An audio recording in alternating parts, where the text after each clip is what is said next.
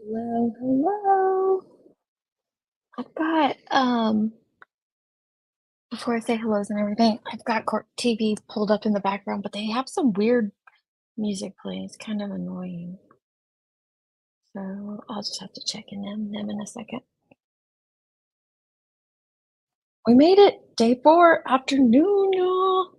Oh, this morning was it was a little interesting with Danny on cross-examination. I was a little confused. I didn't think we were going straight into cross. I thought we were gonna play the audios from the phone calls, but I guess maybe they're gonna be doing that. Um, maybe they're gonna be doing that with the FBI agent. That's my only thought. Or we're not gonna hear them until somebody gets the documents later.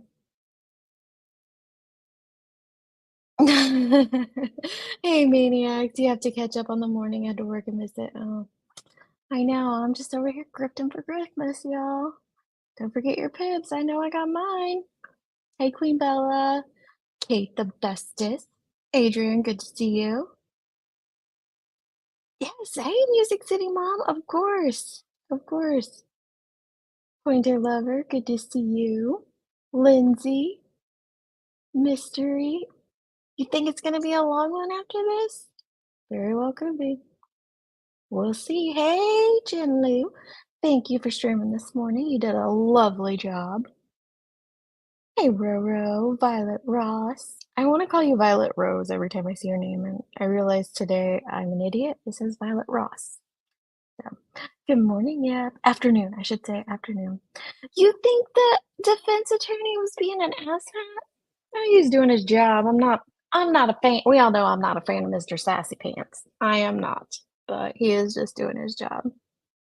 Hey, Andy Rose, out there causing havoc on the streets. We are going in a tight order, yep, a very tight chronological order too, and I think some people are not grasping that, and that's no disrespect to them. I think some people are just missing some things.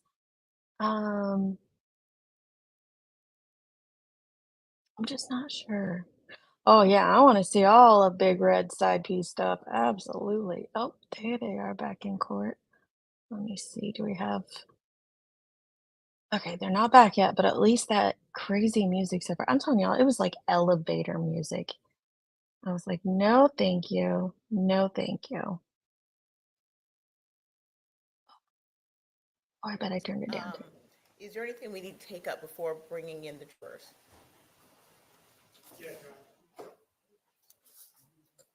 Mr. Dean? I would like to revisit the admissibility of the Ooh, defendant's. yes! Let's go, Clark Kent. We know you can get Red Craig, lover dealer in there. Let's do this. Okay, shut up. The nature of the defendant's relationship with Craig, the drug dealer. Um, and the reason that I'm asking to do that is because we believe that the defense has, I mean, I've always thought that it was an issue, um, but if it wasn't, it is now by virtue Yes. of some of the text messages that the defense showed to. I can skip ahead when they bring the jury in, but I thought the same thing. When the defense opened that, I was like, they opened the door. Surely they opened the door into this. Let's see if Mr. Sassy Pants opened the door. Danny Youngkin and questioned him about, and some of the suggestions that were made in that line of questioning. Uh, the text messages were shown to him, and he was asked about them to suggest that on some of these prior nights, and perhaps on October 4th as well, that what she was doing was picking up drugs for the both of them. And what he was doing is impatiently waiting for her to get home with drugs for the both of them to use. That was the clear suggestion. As to the October 1st text messages and some of the October 4th text messages. Now, I think they did this in part because they kind of misread what these text messages signify in Defense 1, which I put in as States Exhibit something.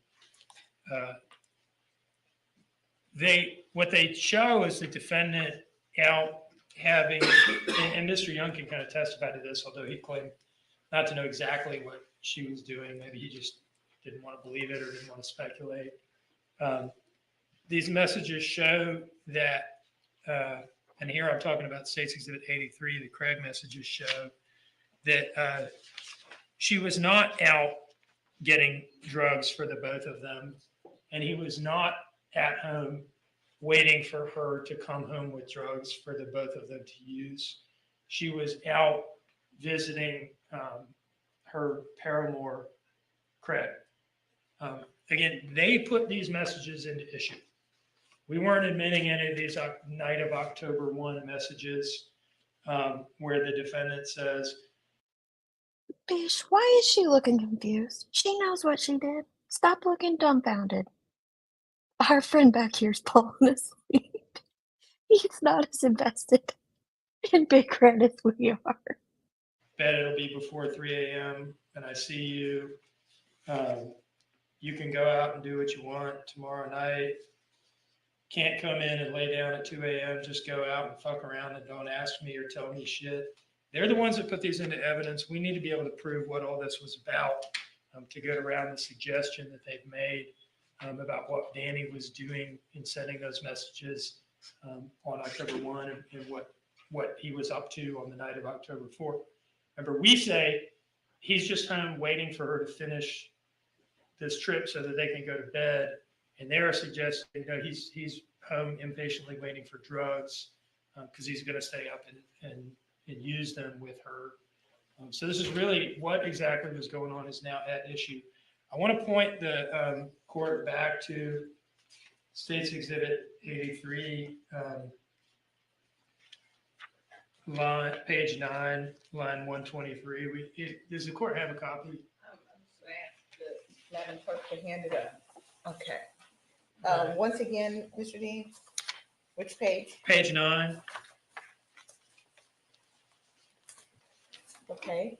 123. Mm-hmm. And the following messages and the ones that come before. These are in UTC time. So to get to Eastern Standard Time for these messages, you subtract 4 hours at this time of year. So line 123, it says it's at 7:23 a.m. on October 1st. You would back off 4 hours. It's at 4:23 a.m. on October 1st, in which she's referring to this sexual encounter that just happened between them. So that is what was going on between them in the early morning hours of October 1st, 2022, when Danny was sending these messages to her, urging her to come home so that they could go to sleep, as he testified to. We think it's very likely that she wasn't just getting drugs from Craig on the night of the 4th at this point. Beyond that, as she's there, the GPS evidence will show that she's there for 10 minutes. Doesn't take 10 minutes to buy some drugs from Mr. Craig. And so in any case, I think they've thrown it into issue, and we think it ought to come in at this point. Okay. So States Exhibit 83 has not been admitted into evidence.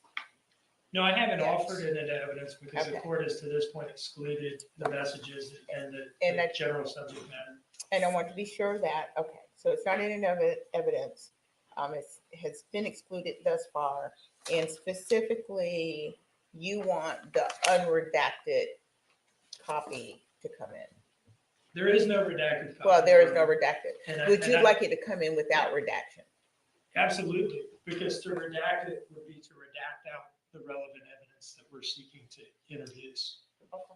I mean, it's a little salacious, but it's the facts of the case that she created. I mean, I didn't write these messages. I didn't go visit Craig. This is the I'll come back and you could hear Mr. Superman say that again. He's like, they're salacious, but it wasn't me who did it. And they can't be any more salacious than Trooper Proctor's, right? Also, Leilani is totally mean mugging him over this. Just say. these messages. I didn't go visit Craig. This is the evidence. Sometimes it's a little unseemly. Murder cases are like that. Thank you, Mr. Dean. Mr. Hilliard? Your Honor, absolutely everything Mr. Dean just said has already been litigated. Number one. Number two, we didn't open the door to anything having to do with Craig. He doesn't like the fact, he's right. He's absolutely right. He could have asked Mr. Youngin about these text messages, but he didn't. Okay? I did, and he didn't like that. Two different animals. You still open the door. The Supreme Court of the state of Georgia agrees with me on this one. Ooh, Harris versus State decided June Does 22nd, it? 2022. Supreme Court case number S22A0092. It's about a 155-page opinion, Judge. And it has to do with basically the salacious sexual text that Mr. Dean's talking about. And it directly on point says these do not come in. It's not relevant. It doesn't help prove anything. It's just to get into the salacious aspects of the case yes. and to try and ask the jury to judge this case on character or character defects rather than the evidence in the case. So the court's ruling was right the first time. Nothing's changed. I'm sorry Mr. Dean believes that, but the facts haven't changed of the case. So the court was right the first time, and the Supreme Court of Georgia agrees with me on this one. Okay, Mr. Dean, May I address the Harris case, Your Honor? you can. It is a long opinion, and I've read all of it. I don't know about my counterpart. The holding in Harris was about a broad swath of. I gotta go back because Mr. Superman here, he gets his digs in like me, just slightly. He's like, I've read it all. I don't know about my counterpart. I don't know about my counterpart. The holding in Harris was about a broad swath of 404B type evidence about the defendant who was alleged to have intentionally left his child in a hot car, having a motive to do so because, as evinced by all these text messages and things like that between him and women, and in some cases underage girls on the line, and his having visited prostitutes and things like that, I think, over a period of a couple of months. Now, the holding in which the Georgia Supreme Court said it was an abuse of discretion to allow some of that evidence in, it was as to some of it. As to the older evidence further in time away from the crime, in the opinion, I think the opinion actually supports us. Because where they start from is, look, a lot of this stuff was admissible. Some of the more recent things closer in time to the crime, but the state went overboard here and the trial court allowed them to do it. If you read that opinion and you kind of compare the timing, nature, and volume of the evidence that we're seeking to get in here to what the state did in Harris, the court will see very clearly that we are well on the right side of the line here. And there is, especially there never was any chance that this would happen, especially now. There is no reviewing court, certainly not the Georgia Supreme Court, that would find an abuse of discretion for allowing this evidence in at this point when the defendant has introduced text messages from Daniel Youngkin to her, in which he's urging her to come home. What he was urging her to come home from, whether he understands it or not, is from the relationship, the infidelity that was keeping her out and awake all night and affecting his ability to sleep. And they put these in, And they've suggested, and even point blank asked and insinuated, that he's impatiently waiting for her to bring drugs home because he wants to use the drugs. We need to be able to prove that no, she was out banging the drug dealer, and he just wanted her to come home so they could go to sleep together. That is where we were at right now. Right. And this evidence should come in.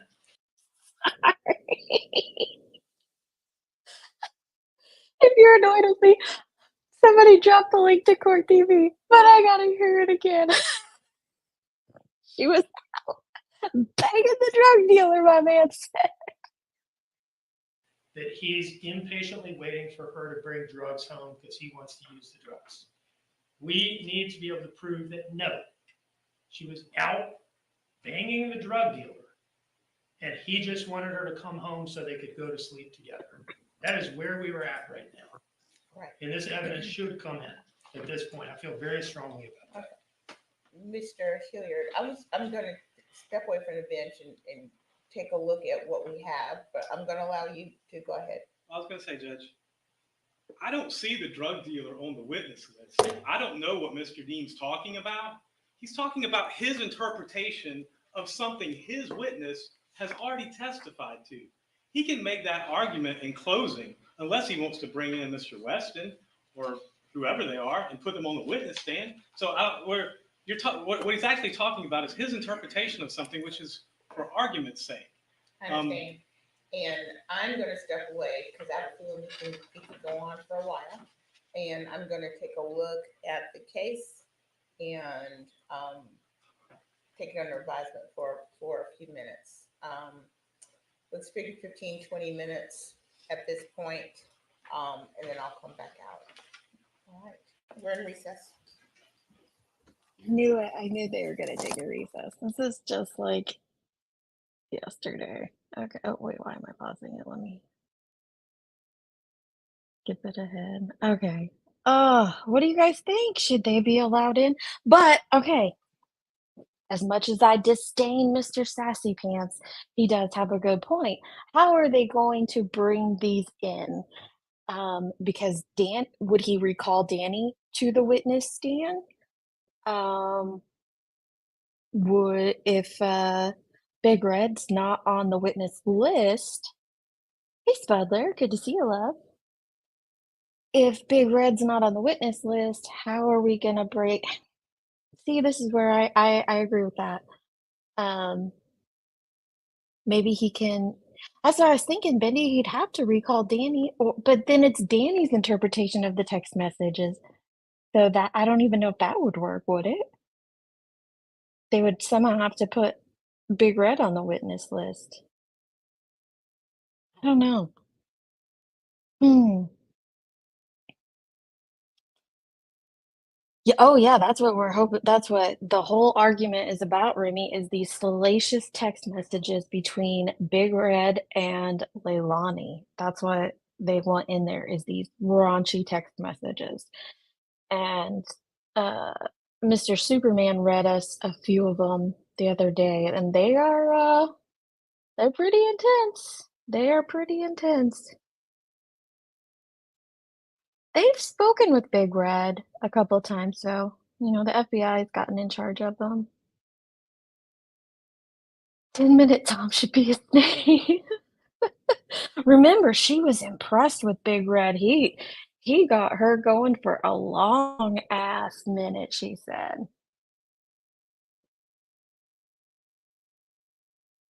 Yeah, you could do that. Like, is it probable she was big? Well, I mean, it's so Mr. Sassy Pants alleges that, it's open for interpretation, but I guess he's right. I don't know. We just heard that one where she enjoyed the long ass minute they were. No, because the Big Red flat out said, what did he say, y'all? Or was it Leilani that said to him, "You made me come so good"? Like, I mean, what else is what? How else are you going to interpret that? How else? That's what it was. Okay, she came for a minute. That's what I was thinking. Like that, there's only one interpretation I think you can get from that.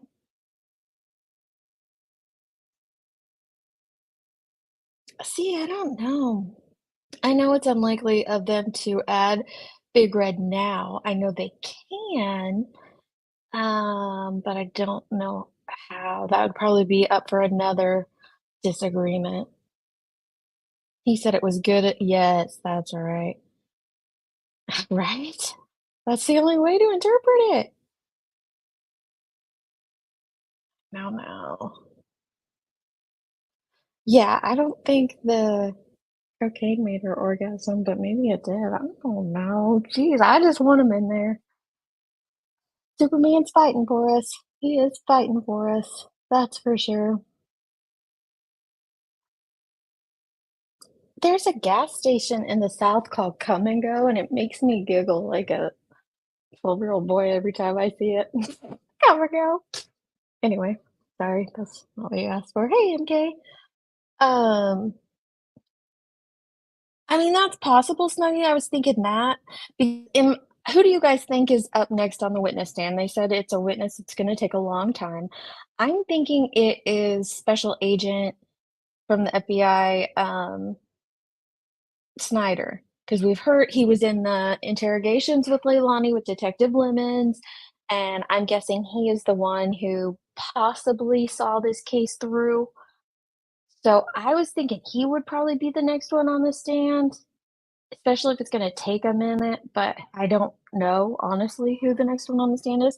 So I don't know, maybe the agent who found them could testify to the messages? Hang on one second.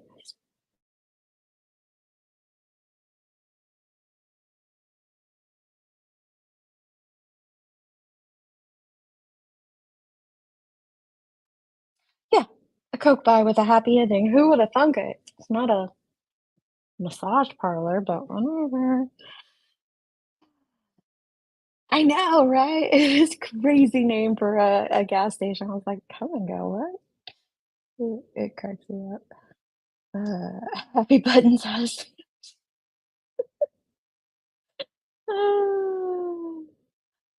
MK, how dare your job think they're more important than YouTube?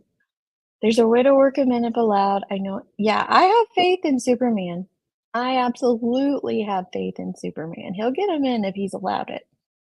He'll get him in. And I do think Mr. Sassy Pants opened the door. That's one way to tip your dealer. Jim. Oh my goodness. Okay. So I can read through some of Jones's updates while we wait. But first, some of the timeline that's off. I see people. I don't know where the narrative's coming from, but I have seen multiple people in my chat, in my comment section. I've seen them over in Bendy's, and I think even Allie's on the first day mentioned that they're just so basically the gist. This is me summarizing all these different chats I've seen. Is that people are disappointed that they didn't send anything off for testing. They did. And I think the reason that there is confusion on this is because when, what was his name? Philip something. He's got Schnecky. He's got like a weird last name. When he testified, now he is Chatham County. He works for Chatham County. He's a detective at Chatham County, and he works in their crime scene division and forensics. He only tested the spot on the pillow with blue star, but he took it in for evidence. And Detective Lemons, who also works for Chatham County, she had the pack and play and the pillow put in the evidence locker at Chatham County, and then she signed it over to the FBI to be sent to Quantico for testing. So I don't know. And so I'm going to pull this up and play it.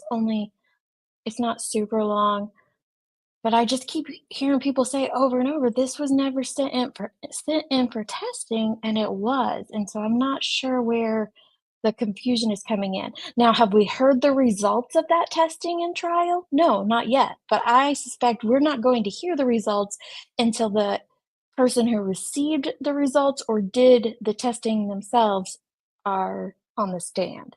So that's what we're waiting on. But this stuff has absolutely been tested. I went through the front door into the main living area for the family and looked at where Quinton's playpen was. I And agree. what did you make of the play pen when you looked at it? Any observations that you remember? It was covered in stains, specifically, a large one on the pillow. And what did that stain to you appear to be? Vomit. And did it smell like vomit to you? Yes, immediately when I walked through the front door, I smelled vomit.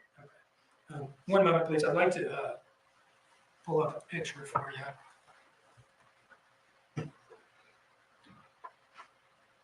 Hey, neat noodle.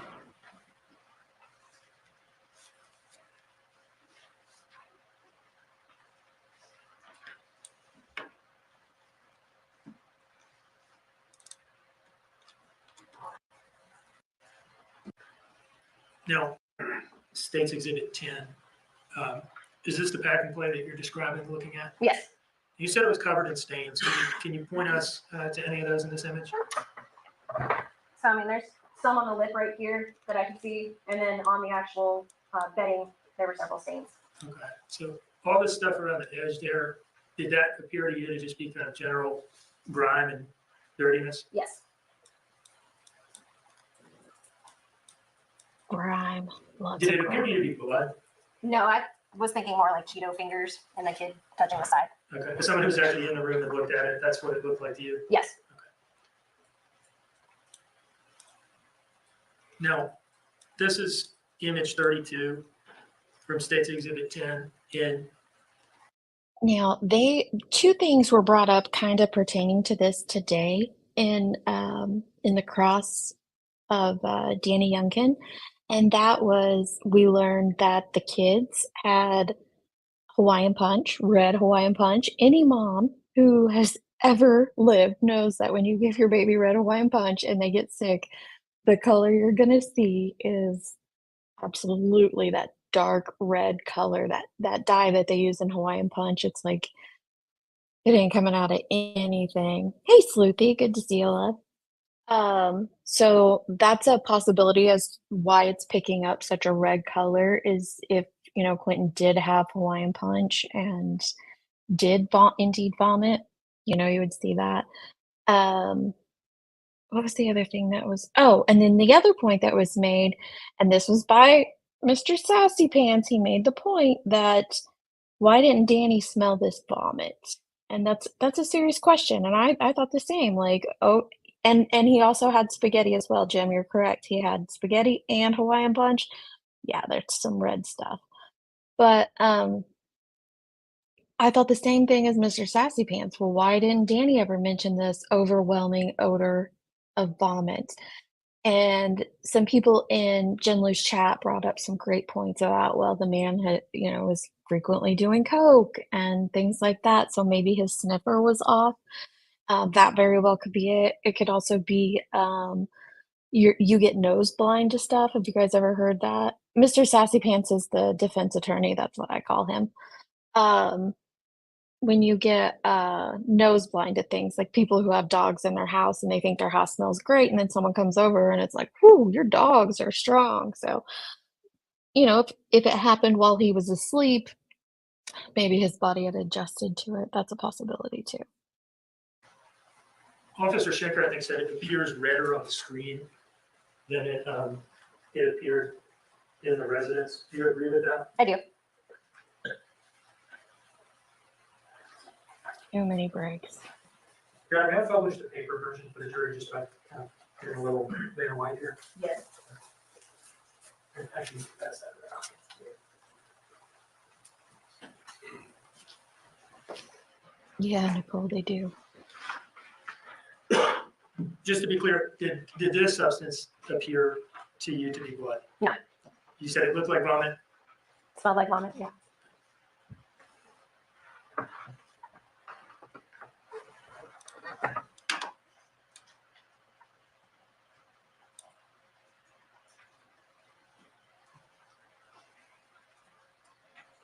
That's true, Cat's Eye. Very true. Now, I would like to play for you a brief portion of what's been introduced into evidence of State's Exhibit 2 and identified as Sergeant Bobby Stewart's body-worn camera footage. Was your observation of the pack and play captured on his body-worn camera? It was. And Thanks, Bud. did you make any statements while looking at it at the pack and play about what it smelled like? Yes, I immediately said it smelled like vomit. Smelled like vomit?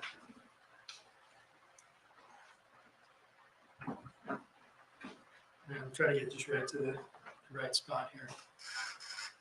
Is that the exhibit? Is that the exhibit? Yes. Okay, you can hand that back to the state's table. They're gonna get to it, It's not but mine anymore, John. We'll also let's skip ahead a little bit. get Gonna to play correct. this. I'm not sure on the number, but I do remember seeing it. Okay. In any case, what's the timestamp at the top right corner? All It is 12/31/20. right, what are we going to hear you say in this bit that we're going to play? That it smells like vomit.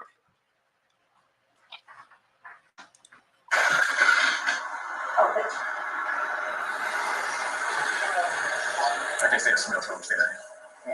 They got more which they're not over there.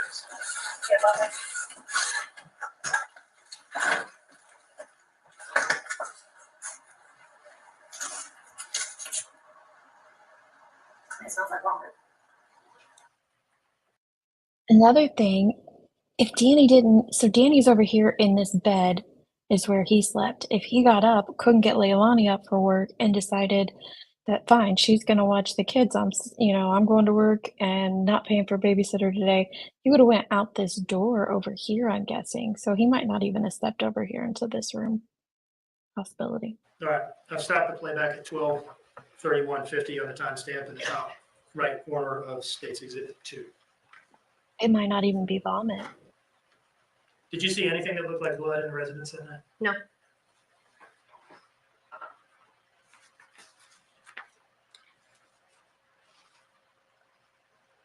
Now,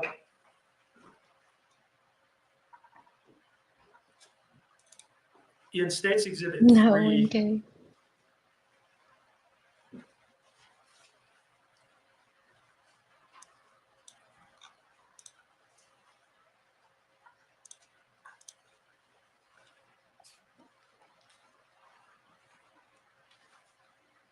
Your mom is telling slide on you. 27. What time are we at here? This is 12:43:12. And is that you on the far right? It is. And who are you talking to here? I'm talking to Captain Wright, who's in the green shirt with the investigations unit, Captain Fandrich, Lieutenant Thompson, and Lieutenant Foster. And what is going on at this time? I'm informing them of our game plan, which was to move Daniel Youngkin, Paul Simon, and Leilani Simon to our main precinct for interviews. Okay. And did that happen shortly after this exchange? It did. Okay. How was that arranged logistically? Some of the patrol officers on scene drove the adults over. And did they all agree to go in? They did. Now, where did you all go? I know you've mentioned it by some kind of shorthand, Yep. the precinct or something like that. Can you describe in a little more detail where this place is and what it is? It's the Chatham County Police Headquarters on Chatham Parkway at 295 Police Memorial. And why did you all wander there? So we had people showing up on scene, just more patrol officers, more search parties, and then some of the family members were also showing up, and we wanted to take the people that were living at the residence at the time that this occurred and get thorough interviews with each one of them. Now, before we leave the scene, I want to ask you about what happened. Okay, let me slow it back down. She's going to tell us what happened with the pillow and the pack and play. So this is, again, I just keep seeing this narrative out there that they didn't send anything away for testing, and like this has somehow failed Quinton in this case. But they have. We just haven't got to it yet in trial. I don't know if there's like a lot of new people watching a trial for the first time. That's a possibility. And every trial is different, you know. Trials are living, breathing things, and they take on a life form of their own. So it's a strong possibility they just don't understand. This trial seems to be following, like Yep said earlier, a very tight chronological timeline. And I appreciate that. They've gone out of order a couple of times, but they let us know that. So they're just trying to keep everything in order for the jury. And it just could very well be we haven't got to the person who's going to tell us the results of this testing. to the pillow and pillowcase and the pack and play that we were just looking at. I believe Officer Shanker testified that that was taken into evidence. Yes, And was the entire pack and play taken as well? yes, Okay. Now, was that pillow and pillowcase and pack and play put into the property room or evidence room at the Chatham County Police Department? it was. And did you eventually sign it out? I did. And did you give it to FBI agent Savannah Solomon? Yes, And was that so that she could send it to the FBI lab for potential forensic analysis? yes, it had to be shipped to Quantico, Virginia. Okay. And you were the one that signed it out and gave it to her? I believe it was me, yes. Now, how many? So it was sent to Quantico for testing. Absolutely. The pillow and the pack and play were sent off for testing. Now, I have a sneaking suspicion that they might have found out the results of that on the 11th, because let me go through this little timeline. This is what happened in the news. So on October 5th, Leilani Simon contacts the police to report her 20-month-old is missing, possibly kidnapped. She tells police the door to the home was open when she discovered Quinton was missing. On October 6th, the Chatham County Police hold a presser to say they are treating the case as a missing persons. On October 11th, police say they have seized evidence they believe will lead to closure of an investigation. Now, I know at the time a lot of us were thinking, because that happened right after they drained the pool and did some other stuff, like they went into the house. We haven't even heard about that yet. Remember, they went into the house and blacked out all the windows and did all the things. So I'm wondering if maybe the results were back either the 11th or the 12th, because on October 12th, the Chatham County Police Department and FBI make a statement saying they believe Quinton is dead and that his mother, Leilani Simon, is the prime suspect. So maybe they got the results back on one of those 2 days of that testing. And again, we just haven't heard it yet in trial. October 18th, police say Quinton's body was put in the dumpster. They searched the Savannah area landfill. On October 24th, in an interview, Leilani Simon says she hopes her son will be found happy and alive. On November 18th, possible human remains are found in the landfill. And November 21st, preliminary findings show the remains are Quinton's, and Leilani Simon is arrested and charged with murder. So, I think that we just haven't gotten to the thank you perfectly. We just haven't gotten to the point where they tell us the results of that testing yet. But so if you see people out there saying, Chatham County dropped the ball and didn't test it. No, they didn't test it. You're right. They didn't. They sent it to the FBI in Quantico to test it. So it was tested for sure. Yep, exactly, Spudler. It all has to be there and it all has to go in, order. They can't ask if, they can ask Detective Lemons, did she sign it out to this agent? Yes. If she personally did not receive and review the results, she can't testify to that. So they have to ask the individual who did. That's what I'm thinking, Avery. It'll be a special agent from the FBI. I think it'll be a special agent from the FBI who tells us about it regardless, whether it's the special agent that was in charge of the case or, one of the scientists from Quantico that tell us.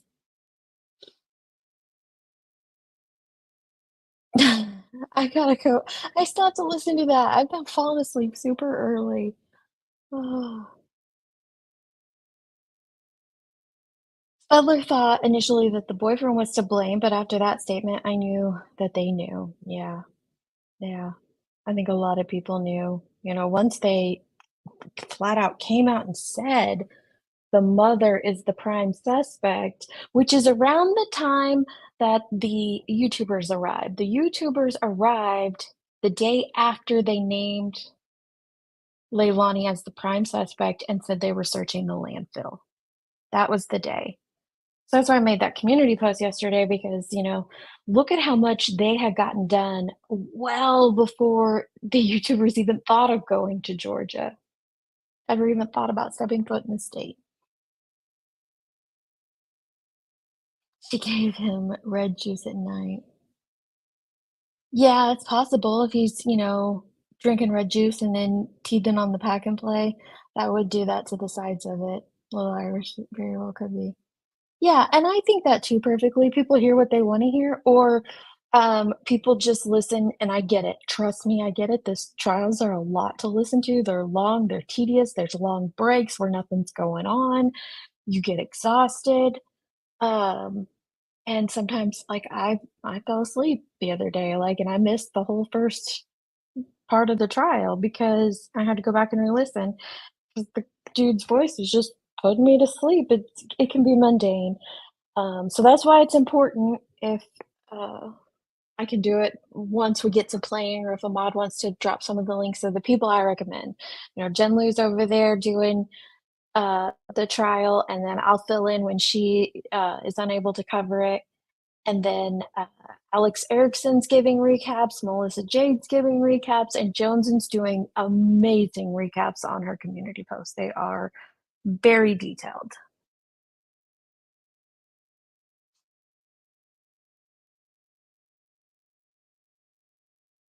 Oh, yes, I saw you mention that earlier perfectly too, because I saw you said something. What was your previous comment about it? I caught it right before I started talking. Oh, I don't know if I can go that far back. You may okay, some people are saying Danny should have left with his kid. So here's some info for those people. Unmarried mothers legally have sole custody of their children until fathers establish a legal relationship. Correct. And it's typically through a paternity test.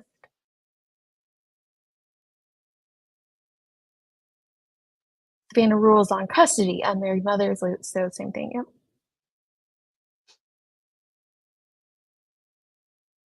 Listen, listen. Some of these moms out here are doing the most. My daughter's telling me about red dye this and yellow dye that, and I'm just like, well, guess what? You survived and you turned out fine, but you do the best you want to do for your baby, and I support it 1,000%. I'll give that baby undyed everything if you want. It doesn't affect me. Where are those protesters now? Spudler asks. Yeah, probably being mean to a new family. Hey, Southern gal. Yeah, you'll catch up quick. Yeah, well, he is pretty. He put me to sleep quite a few times. They do need to calm their tits. They are really good maniacs. No, Billy Joe did not have custody of Sky. Billy Joe had custody of Zane and Quinton, but not Sky. Mhm. Did you notice how many empty spectators? I know, Neat Noodle. I thought with as much hoopla as this garnered on social media, there would be, like, I just know I've been talking to some friends about going over to Delphi. Like, should I go over to Delphi? Because I'm only like 2 hours away from Delphi. Like, should I drive over there and listen in? But I know that courthouse is going to be packed, so I'd have to get there super early and wait in line super early. But I'm still thinking about maybe doing it for a couple of days, but I thought this would be the same. Oh, what happened there? That was weird. The screen just randomly decided to stop sharing. Hang on. Oh, it's because Court TV had like I don't know. It just like went to like a blank page, but it's back now. There we go. Oh, and she's back. Anyway, I thought this courthouse would be packed too, and it's not. I'm just blown Oh, away. okay. That's fine.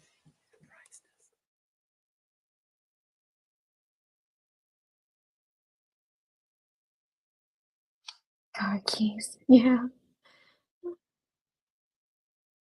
No, neither one of my kids were hyperactive.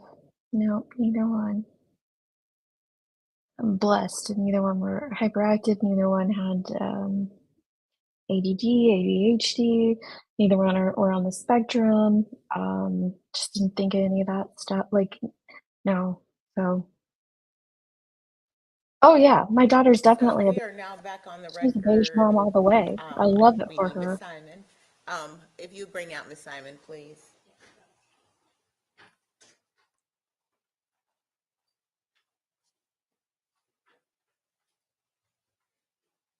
Bye, Spudler.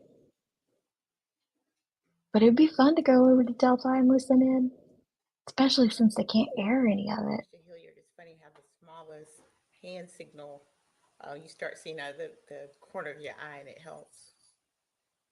That's how I was, Texas mom or Texas girl. Yeah, you can rub some dirt on it, you'll be fine. Dirt don't hurt. Get all those positive germies, you'll be fine. We are now back on the record in SPCR 22-03364J6. The state of Georgia versus Leilani Marie Simon. Ms. Simon is present in court with her counsel. The state is present as well. So the issue came up on the text messages presented in State's Exhibit 83. The court had reviewed the issue on admissibility back pre-trial. However, I've had an opportunity to consider the positions of both parties, as well as I've reviewed the case presented by the defense. In light of the evidence that's been testified and admitted at trial at this point, and after applying the Rule 403 balancing test, the court finds that the text messages are admissible since the Yes! value outweighs any prejudice. Where is Jude Lou? They are. Did I hear that right? They are admissible? Surely she would have said are not aren't. I'm pretty sure we're going to hear them, guys. And after applying the Rule 403 balancing test, the court finds that the text messages are admissible since the probative value outweighs any prejudicial effect to the defendant. So I'm handing State's Exhibit 83 back down to Madam Clerk. Suck it, Mr. Sassy Pants. Is there anything further to take up before we bring in the jury? Just so I don't have to keep popping up, Judge, just note for the record my objection, and I won't keep. Oh, it's noted. That's okay. It's noted. Thank you. All right, Mr. Dean. We're ready. Okay. Please bring in the jury. Send the jury. If anybody watched Murdoch, you know what I'm talking about. Buttholes. With all these names. All rise, jury center. Is that an inner tube? Oh my god. Or a donut. Is that a donut on a wave? I can't see it. Same for my girl. I support her 1,000%. I'm like, you're just gonna have to tell me what to do. I'll do it.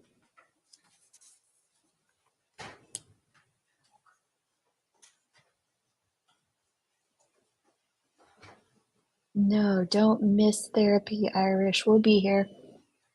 Fruit Loop on awake.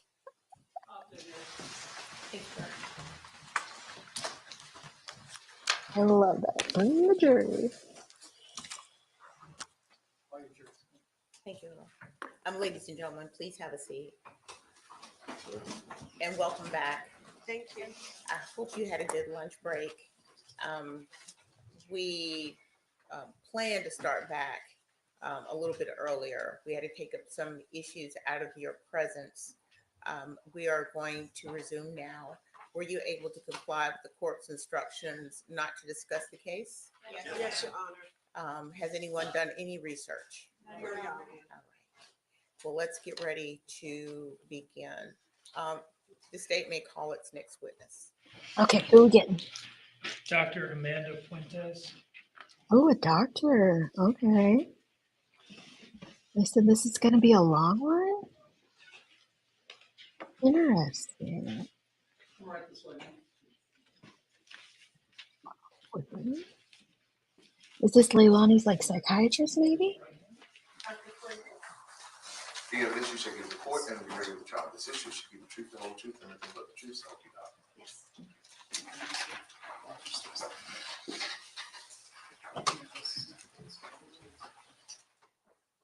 All right, good afternoon. Mhm. All right, Mr. Dean. Good afternoon. Could you please introduce yourself to the jury? Yes, my name's Dr. Amanda Puentes. And what is your city and state of residence in? I live in Dade City, Florida. And what kind of doctor are you? I'm a pediatrician. Where is Dade City? Pediatrician. It is about 26 miles northeast of Tampa, Florida. And where do you work? Currently, I work at Premier Community Healthcare Center in Dade City, Florida. Is that do you work in like an outpatient pediatrics clinic? Yes, it's an outpatient pediatric clinic. Okay. Are you, what type of pediatrician are you? I'm a general pediatrician. Okay. And how long have you been doing that? I graduated or finished residency in 2006. And you are here today, just to kind of put it out up front, because you were Quinton Simon's last pediatrician. Yes. Before moving to Florida, did you work in the Savannah area? Yes, I worked in Savannah, Georgia from 2017 to 2023. And where did you work in Savannah during that time period? I worked at J.C. Lewis Primary Healthcare Center, and we have our own building that's dedicated to pediatrics. Okay. And that's an outpatient pediatrics clinic? Yes, it's an outpatient. And is that where you saw Quinton? Yes. Okay. Let me go back now to education, training, and experience. Can you tell us about your undergraduate education? Yes, I completed a Bachelor of Science honors degree through the University of South Florida in Tampa, Florida. And did you go immediately to medical school, or did you work after undergrad, or what? I was able to start medical school right after I graduated with my undergrad in 1999 I'm sorry, where did you go to medical school? at the University of South Florida Medical School as well in Tampa, Florida And when did you finish up medical school? in the year 2003. Now, after graduating from medical school in 2003, did you do a residency? Yes, I did a pediatric residency program in the University of Nebraska, Omaha, and Creighton University. Dual program in Omaha, Nebraska. What is a residency? A residency allows a doctor to kind of more specialize, or the first step to specialize in a certain area. So you have pediatrics, you have internal medicine, which is primarily adult medicine, you have surgery, for example. And dermatology, emergency medicine, all the different specialties? Yes, So you did your residency in pediatrics? yes, And is that essentially the first step to becoming a pediatrician? yes. It's, well, the first and only step to becoming a pediatrician. And how long was your residency program at, you said, a 3 dual years. program at Creighton and University of Yeah, Nebraska? just both of those school funded and provided the education. Okay.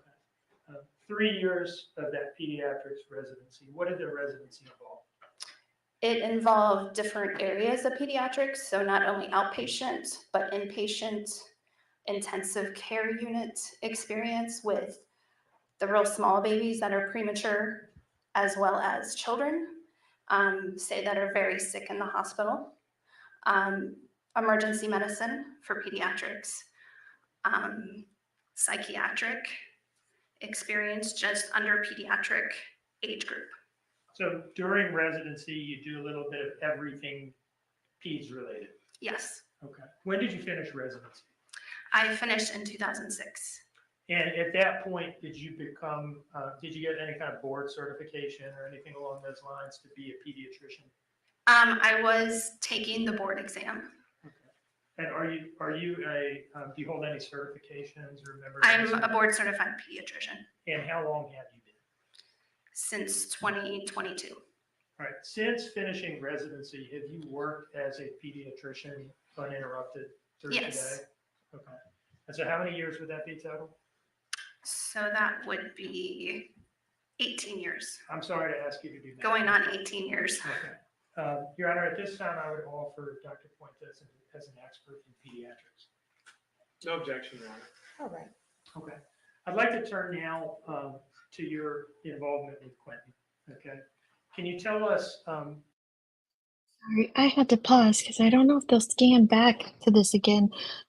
What is Edward Cullen doing in the back row there? Does anybody else see Edward Cullen in the back row just chilling? In the back row of Leilani Simon's murder trial. Okay. All right. where, when, and under what circumstances you saw him? So I saw him as a new patient in February of 2022. He came in for a 12-month well visit, although technically he was 13 months. And what is a well visit? So a well visit is a physical exam type visit that we go over safety in the household, developmental questioning to see where a child and make sure a child is developing normally, as well as administering vaccines if the parent would like their child to get the shots. Is it fair to refer to a well child visit as essentially like a normal checkup? Yes, In other words, was he brought in because there was any specific health complaint, or was it just a routine visit? it was a routine visit. Okay. And tell us about your examination of Quinton that day. That day, I mean, he was healthy, happy. I saw him with his grandmother, who he was in care of at the time. And developmentally, he was appropriate for his age, talking, walking, everything on time. And then on physical exam, I did detect a heart murmur. Okay. And can you tell us what you did in response to that? So because of the heart murmur and at his age, and oftentimes my patients through this clinic, I may never see again, I referred him to a cardiologist. And what cardiologist was that? It was through the Savannah Children's Heart Center here in Savannah. Do you remember the specific doctor? It's, according to his records, is Dr. Birch. Okay. Was that heart murmur something that caused you any serious concern? No. Can you tell us why not? So a heart murmur doesn't automatically mean there's something structurally wrong with the heart. It can just tend to be, at the time when you hear it, a difference in pressure through the heart, so a difference in blood flow. Oftentimes, sometimes the next person, even within minutes, another doctor could have listened and not heard a heart murmur. Did Dr. Birch did Quinton then have a visit with Dr. Birch? Yes, he then, within a couple weeks, had a visit with Dr. Birch. And did Dr. Birch get back to you about his assessment of Quinton's heart murmur? Yes, he sent me the office visit notes. And was there anything about what Dr. Birch told you that altered your initial impression that this wasn't anything to be especially concerned about? No, there wasn't. No concern. Overall, would you describe Quinton as having been in good health, happy, normal child when you saw him? Yes. And did you ever see anything that changed that opinion one way or the other? No.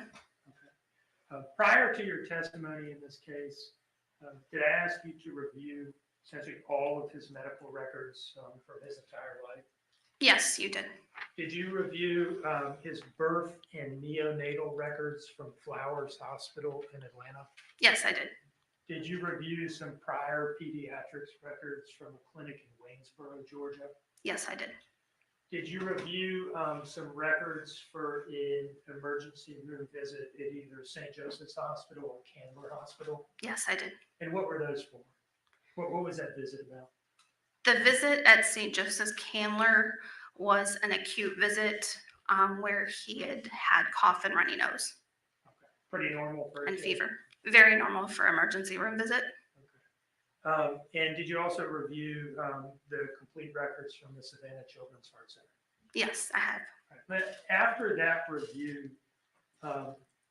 did you identify any documented condition that might have been life-threatening or anywhere close to life-threatening? No. Any reasonable medical possibility that Quinton just. So now I'm really confused because we were told during all of those interviews that Quinton was born out of state. And I had to go grab my notes and flip way back through them. That's what we were told, but maybe they just meant out of the county so that the county wasn't aware. But yeah, in my notes, I absolutely have that. What we were told at the time was out of state, but he just said Atlanta. Any reasonable medical possibility that Quinton just died in his sleep on the night of October 4th? Objection, Your Honor, calls for speculation. She's been tendered and admitted as an expert, Your Honor. She can testify in form of an opinion. It's the ultimate issue in the case, Judge. That's not the ultimate issue. I'm going to allow the question. Any reasonable medical possibility that Quinton would have just died in his sleep for no reason on October 4th, 2022? No. Thank you.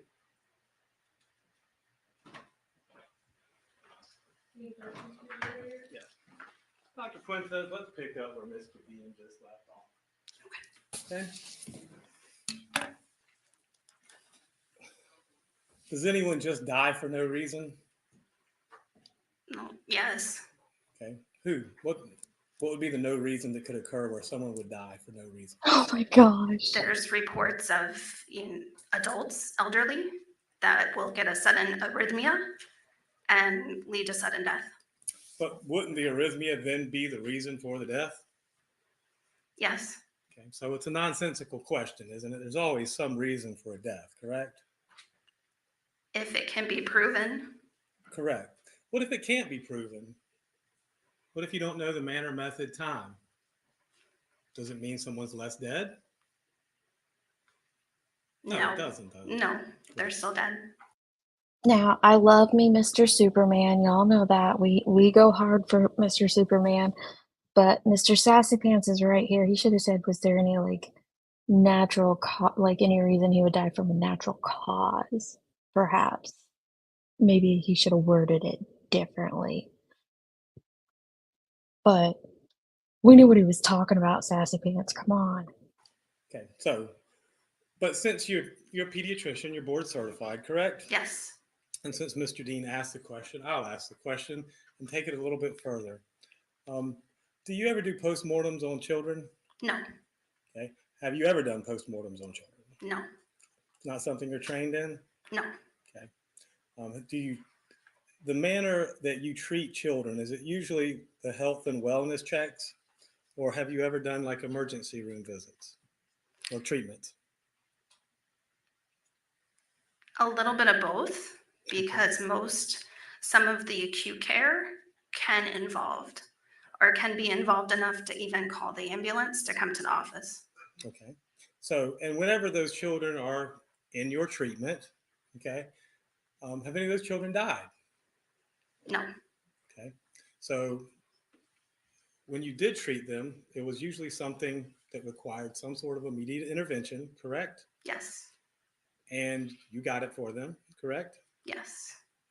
And then they recovered, correct? Yes. Okay. So let's talk about Quinton Simon in particular. You said you reviewed all of his wellness records and all of his medical records, correct? Yes. So the heart murmur was of concern and note, but you referred him to the heart center and treatment was followed up on, correct? Yes. And Dr. Birch, I believe it was, didn't seem to be concerned and neither did you, right? Exactly. Okay. So with regards to the Wayne County records, anything of note there? No. Okay. And I think you said you also reviewed the birth and neonatal records from Atlanta, correct? Yes. Anything of note there? No. Okay. Did you see anything in the birth or neonatal records that would raise your hackles or be of any concern to you for this child's health or well-being? No. Now, who was it that brought the child in to see you, I guess, in February of 2022, or do you not know? No, his grandmother did, along with what grandma referred to as a nanny.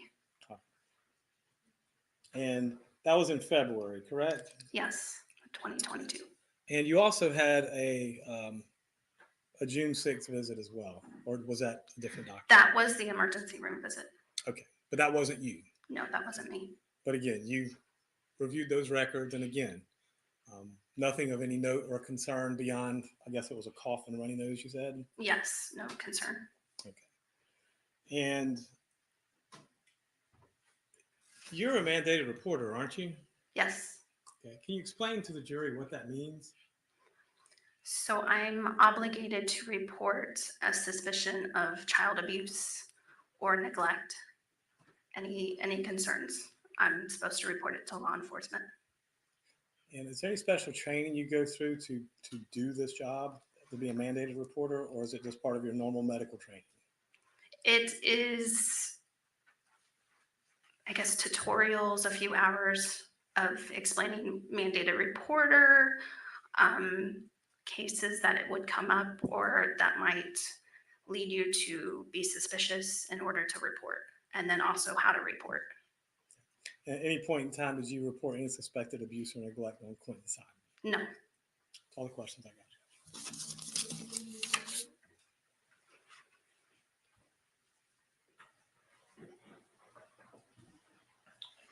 You mentioned that it was his grandmother who brought him in when you saw him. Yes. You didn't report any abuse or neglect, right? Yes. But at the time you saw him, it seems that he wasn't even in his mother's custody. Is that right? Correct. He was. Speculation. The objection. The objection is the cause of speculation of a legal matter, not a medical matter, for which is qualified. Mr. Dean, do you want to respond to that? I'll withdraw the question. Thank you. No further questions. All right. Anything further, Mr. Hilliard? Okay, doctor. Thank you. Your excuse. I didn't mean to put a question mark, Soup. I meant to put an exclamation mark. The texts are in. They are admissible. We're gonna hear them sometime.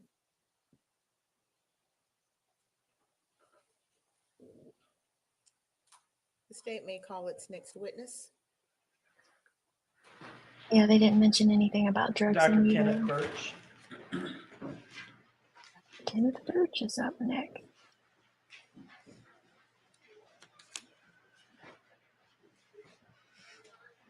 Who's this doctor? It's Dr. Afternoon at the Leilani Simon.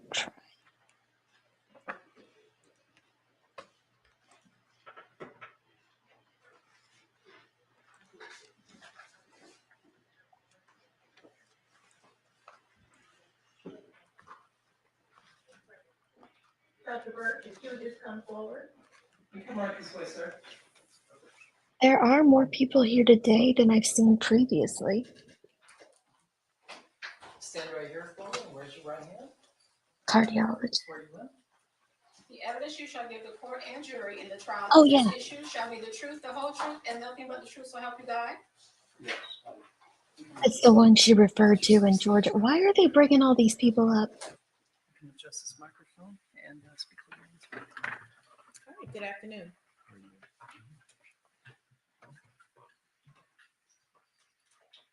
Good afternoon, sir. Could you please introduce yourself to the jury? Yes, Kenneth Birch, pediatric cardiologist And where do you work, sir? at Savannah Children's Heart Center in Savannah. Are you a medical doctor, sir? Yes, You said you're a pediatric cardiologist. that's correct. And are you here today because you briefly treated Quinton Simon, the victim in this case? Yes. Now, let me ask you a little bit about your education, training, and experience. Mhm. Can you tell us about your undergraduate education?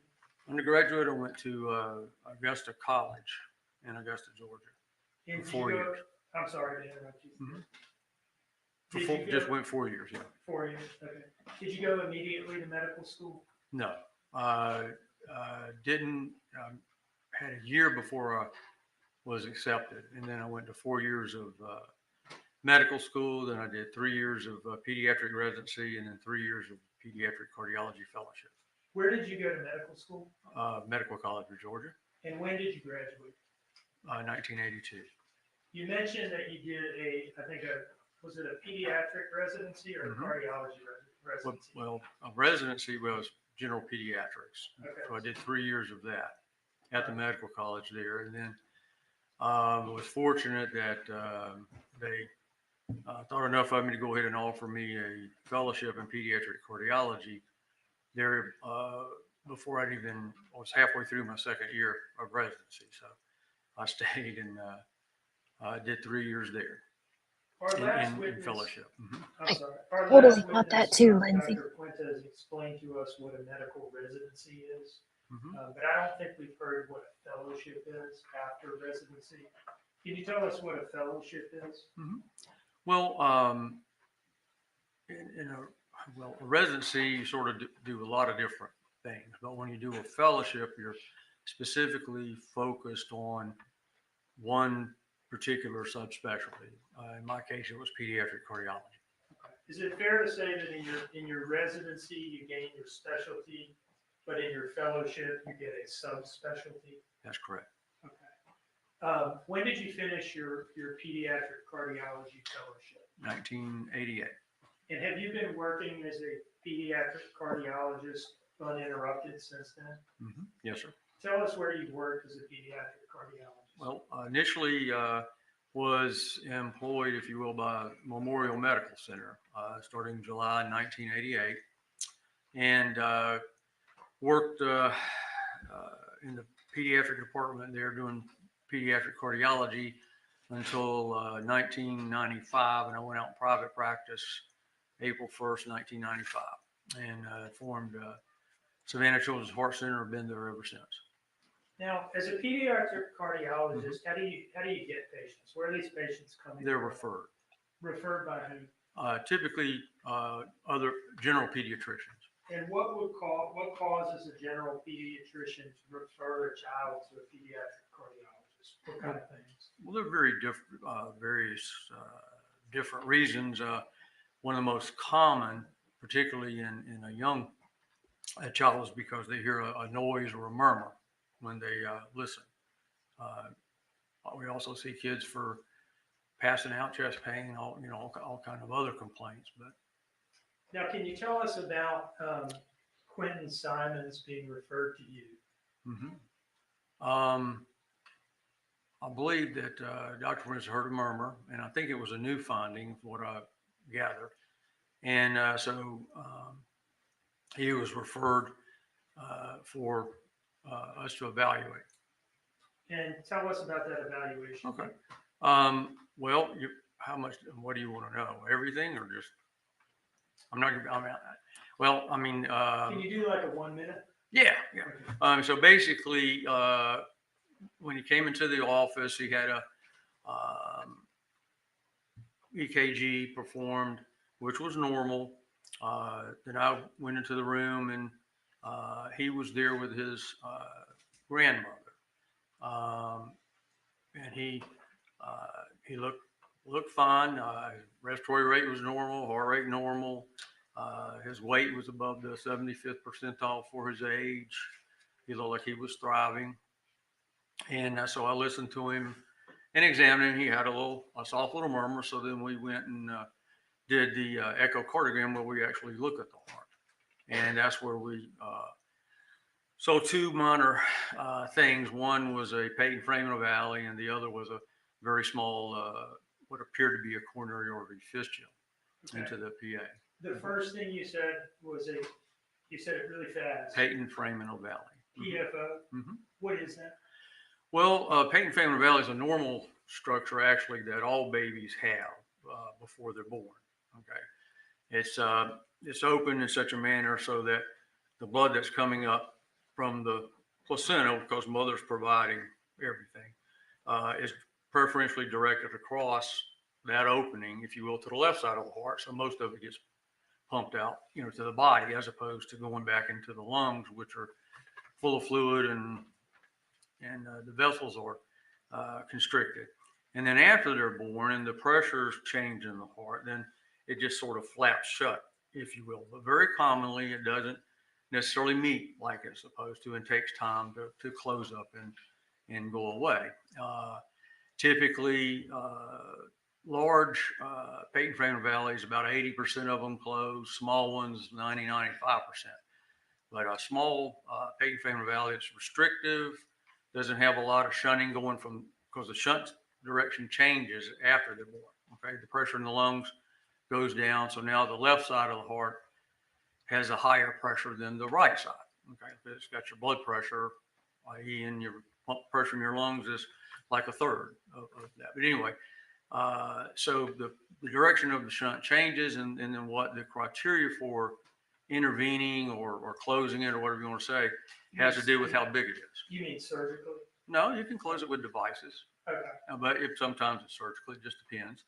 But if it's small and restrictive, and the right side of the heart is normal, you leave them alone, because you're actually probably going to do more harm than good closing it, if you will. And his was very tight. Okay. And Mr. Before you go further, was that PFO, FPL? PF, foramen, FO. Yeah. Okay. And Madam for I can help that. yes, please. Is that spelled Patent? Patent. New word Foramen. New word Ovale. That's correct. All right. We got it. Thank you, Mr. You're welcome. I can say PFO if you want me to. So was any intervention indicated for Not for that, no. Okay. Would you consider this a minor issue? I would consider, you're talking normal activities, no limitations on activities, typically shouldn't have any effect on life expectancy. And like I say, he was only 13 months old when I saw him, so there was still a good or a high probability that it was going to close up anyway. By around what age? Usually, most of them close around 12, 15 months of age, but I've had some that were a little older, 2, 3 years, that, some that you're looking at thinking, well, these may be large enough for us to do something about. And we typically, if we do need to do something, if they're large enough, we typically don't address that until they're 3, 4, 5 years of age. So Is that because you're waiting for it to just resolve? Waiting for it to resolve, as well as getting the child older, so everything is easier to do, particularly if you're going to do it with a device. Now, you mentioned, I think, also a coronary artery fistula that you observed. Can you tell us about that? Yeah, that's a very rare type of finding, in the sense where I think it's about 0.01, maybe 0.02%. You see a congenital. Now, this is a congenital one. There are coronary fistulas that you may see in adults that are undergoing bypass surgery and other kind of things, but these are, I'm talking about a congenital one.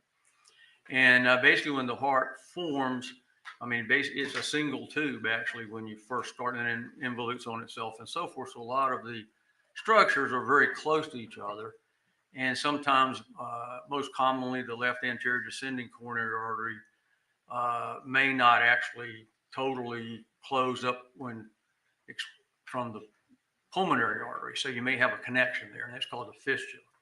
And the size of the fistula dictates what you do, meaning that if it's a small coronary fistula, less than like 1 centimeter, or much less than the size of the coronary artery, I'll put it that way, then we just watch those. And most of those will even close up and go away on their own.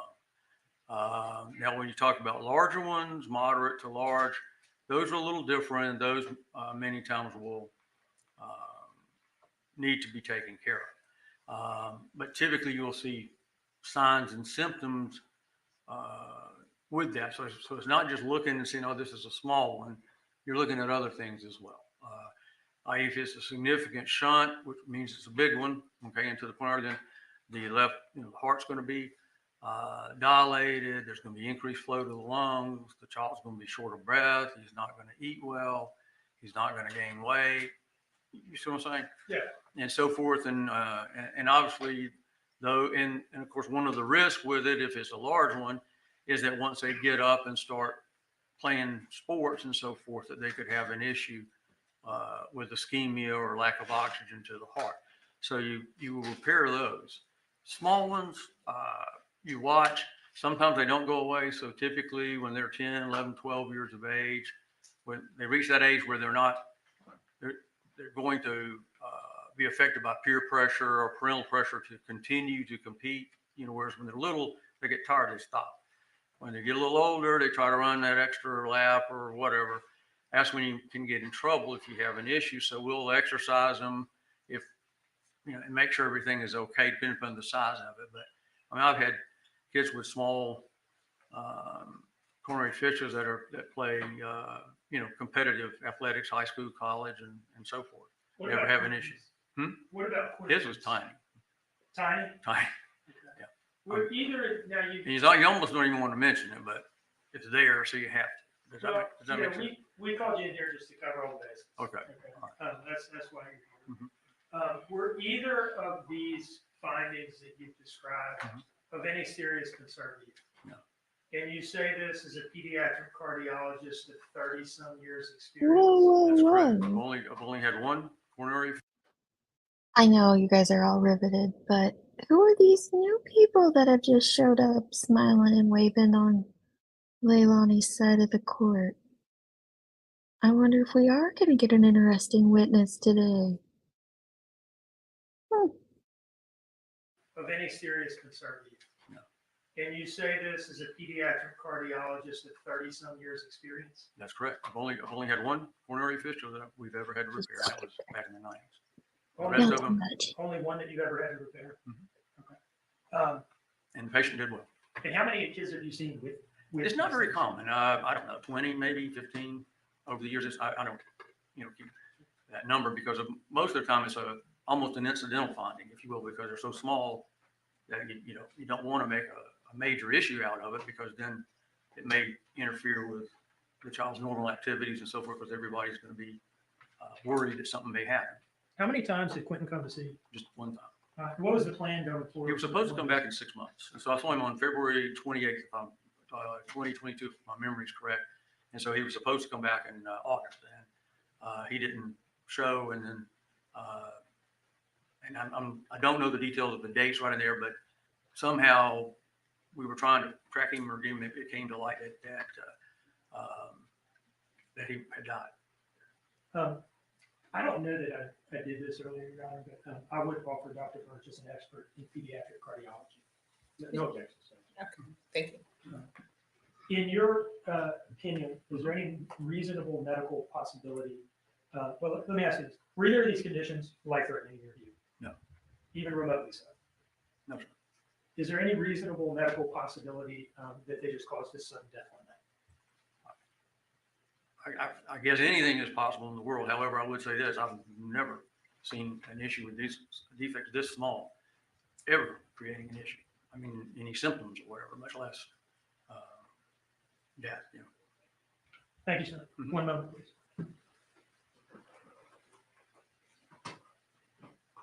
No further questions.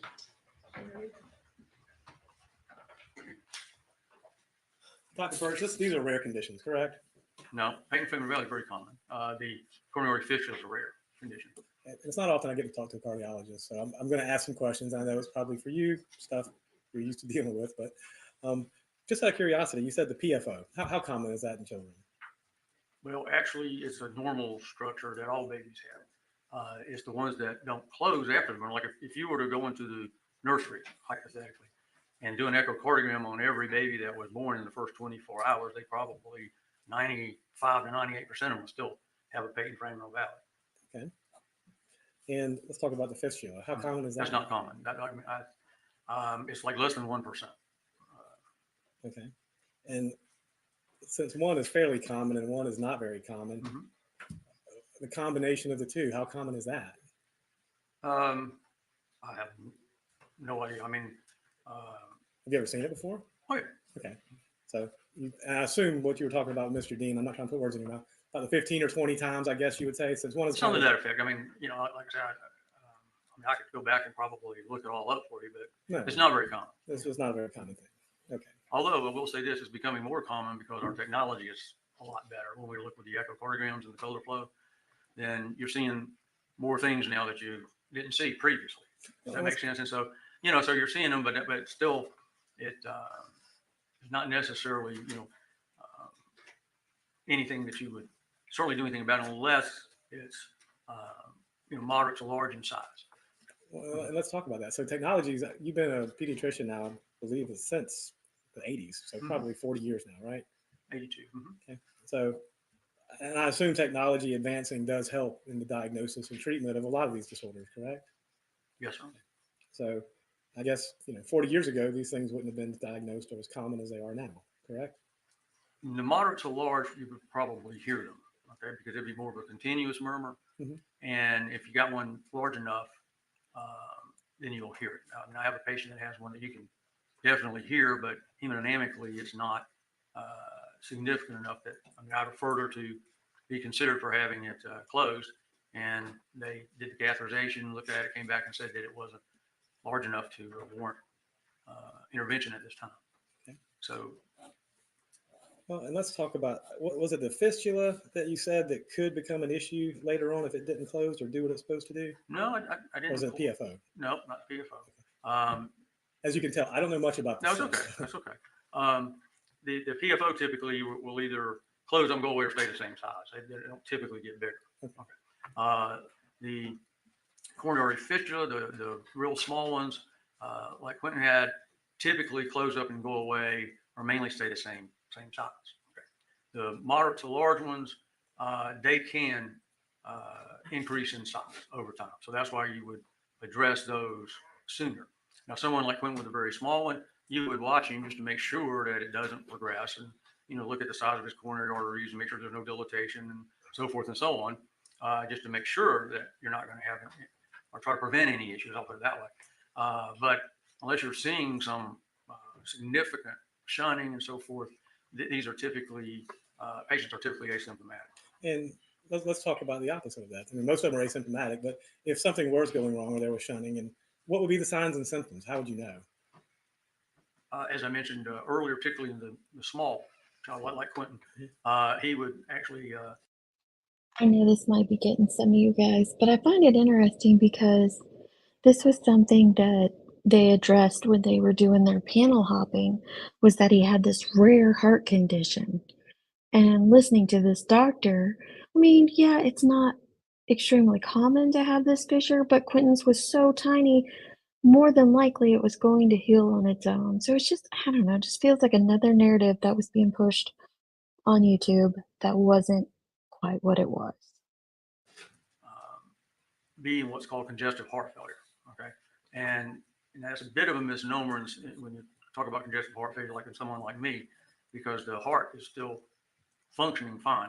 The problem with it is a lot of the blood is, when it goes in the coronary artery, it goes out the fistula to the artery to the lungs, and then it comes back to the left side of the heart. Does that make sense? It does. Okay. And so the left side of the heart will begin to dilate.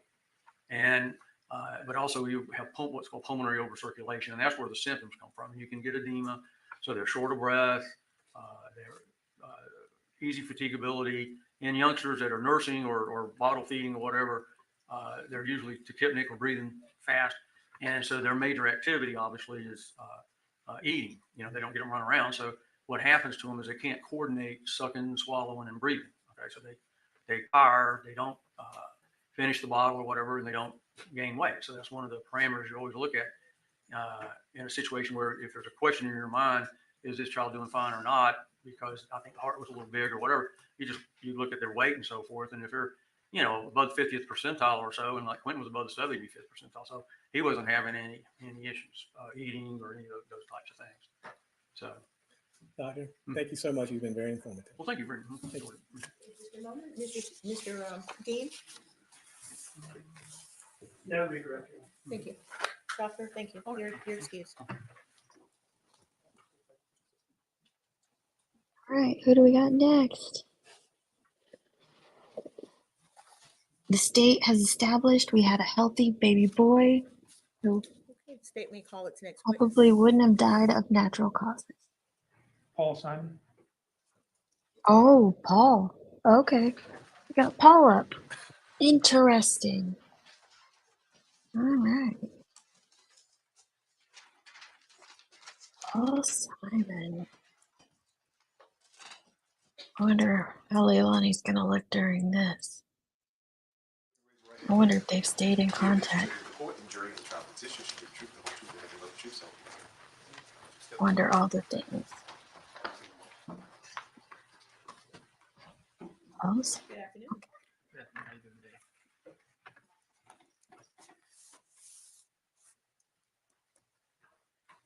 afternoon. How are you? Doing good. How about you? Doing pretty well. Could you please introduce yourself to the jury? I'm Paul Simon.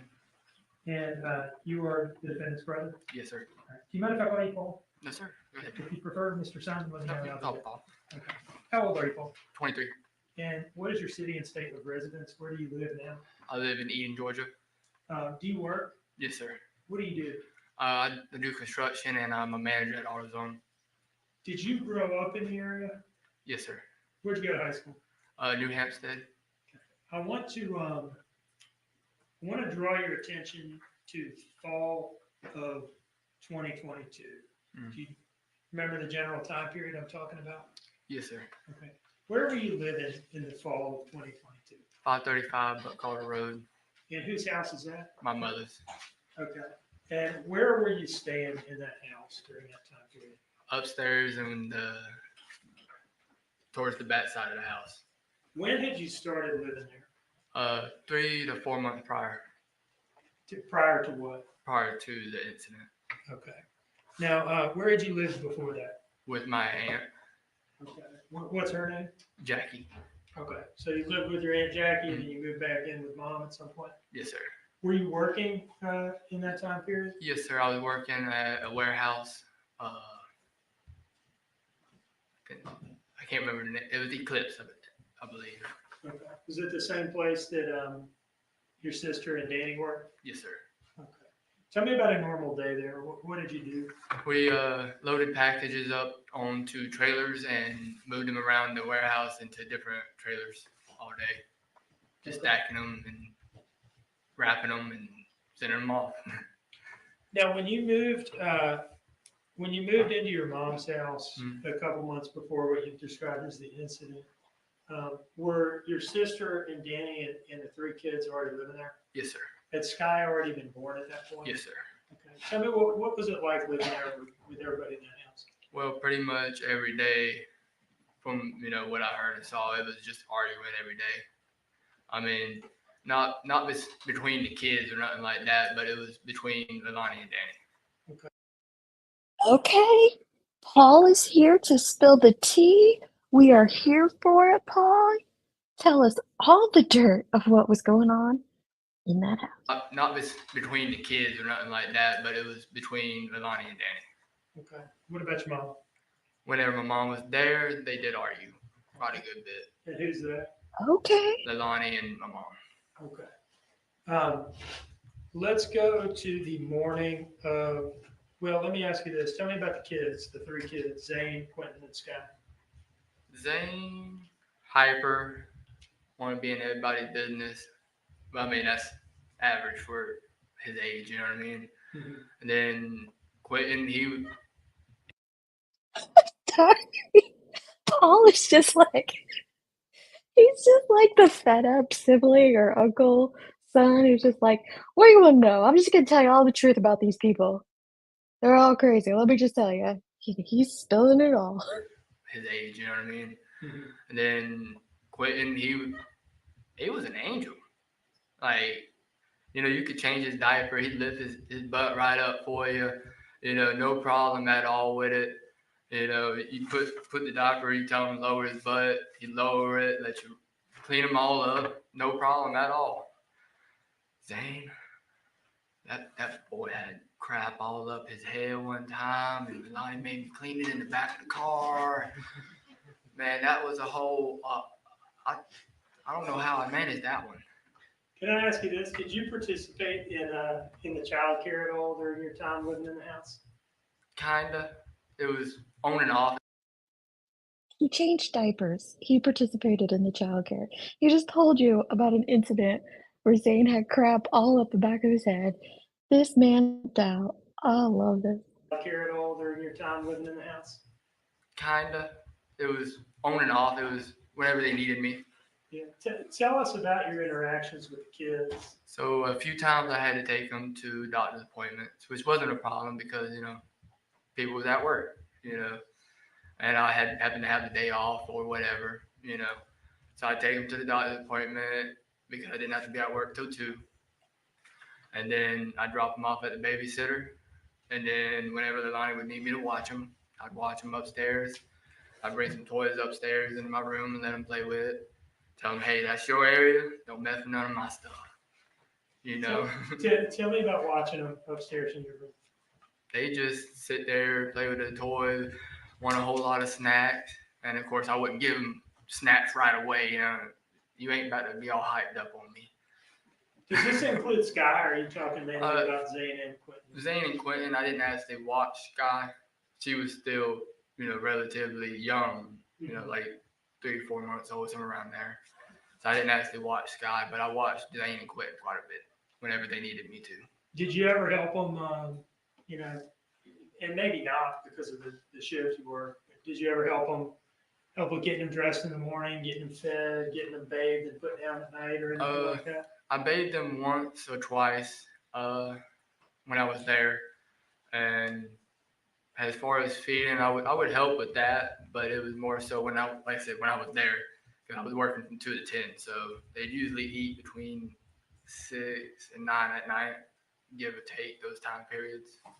And you started saying some nice things about Quinton earlier, and I did not follow up, and I guess I'll do that now. Mm-hmm. What was your relationship like with Quinton? Well, he loved me. I mean, he'd come up to me, he'd put his arms over my knees, and I'd just sit there and bounce him for a good hour or two till my legs got tired. He weighed a good 20, 30 pounds.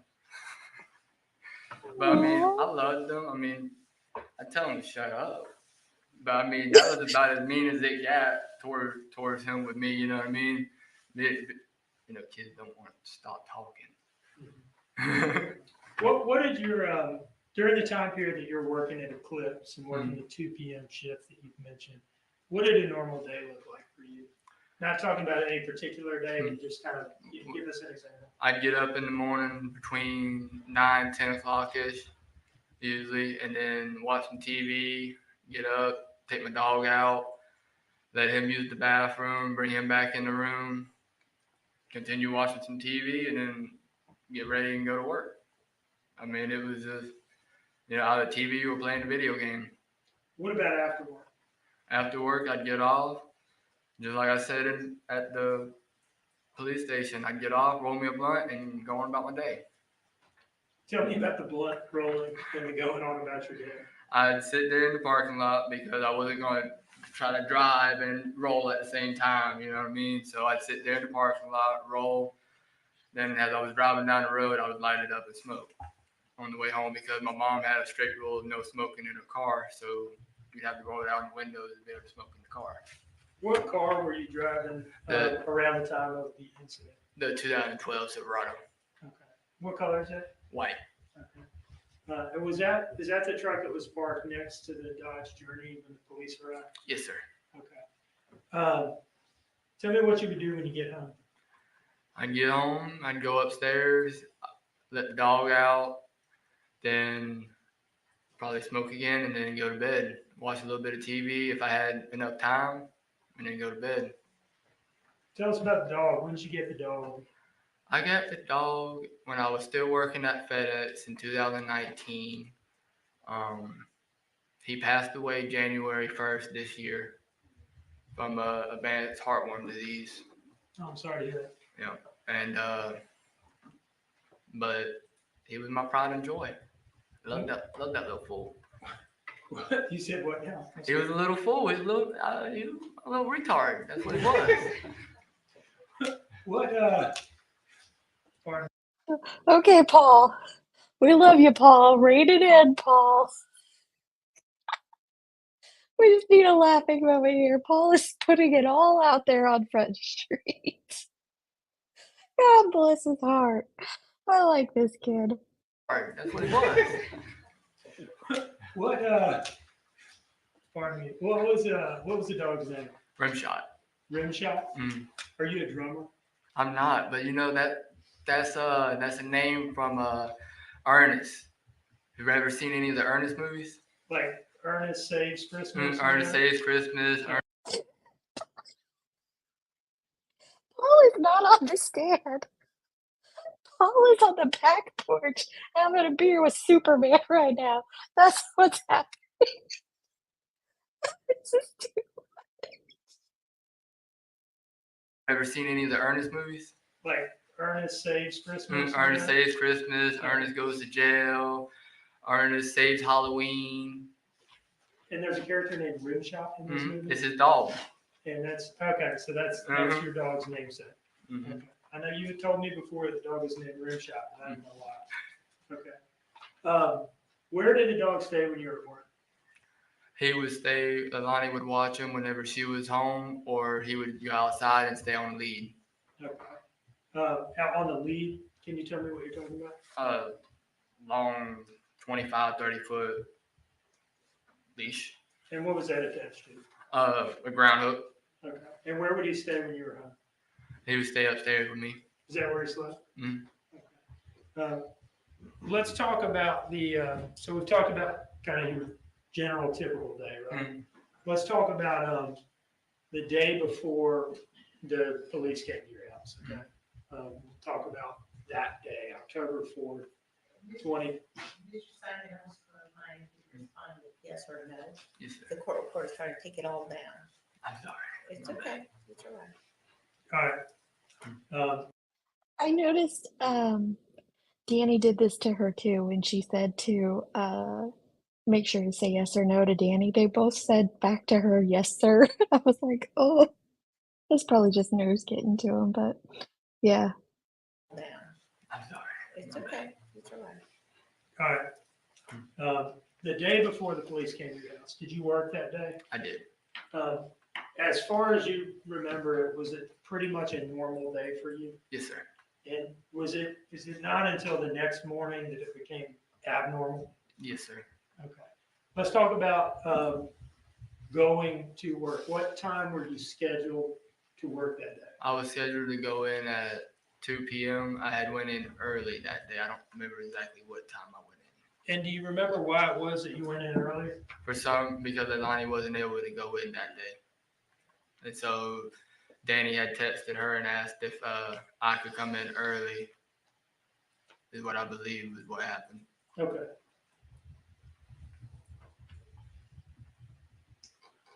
Your Honor, I'd like to approach with what I've marked as State's Exhibit 88.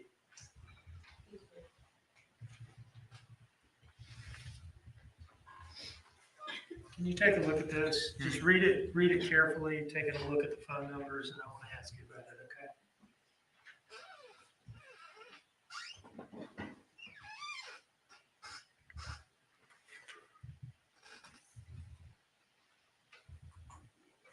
That's my old number, and that was Danny's number. The document that I just handed you, is that the text message exchange between Danny Youngkin and you Yes, sir. from October 4th of 2022? Yes, sir. Does it fairly and accurately depict the text messages that you exchanged? Mm-hmm. Your Honor, I would offer this as State's Exhibit 88. No objection. Now, the first message on there is from who to whom? The first message is from Danny to me. And what's the time of that message? 10 in the morning, Okay. 10:15. And what did Danny say to you? He said, yo, Dave wanted to know if you'd go in at 12. I'm at the dentist with Leilani. She just got her tooth pulled. Yo, Dave wanted to know if you would go in at 12. Mm-hmm. Is that Dave Mullins? Yes, sir. Mullen? It was the GM that was running Eclipse. Okay. Was he your boss, or at least one of your bosses? He was one of them. He was the morning shift boss. Okay. And did you respond to that message from Danny? Yes, sir. I said I'd be in. And what time did you send that message? 20 minutes after I received it.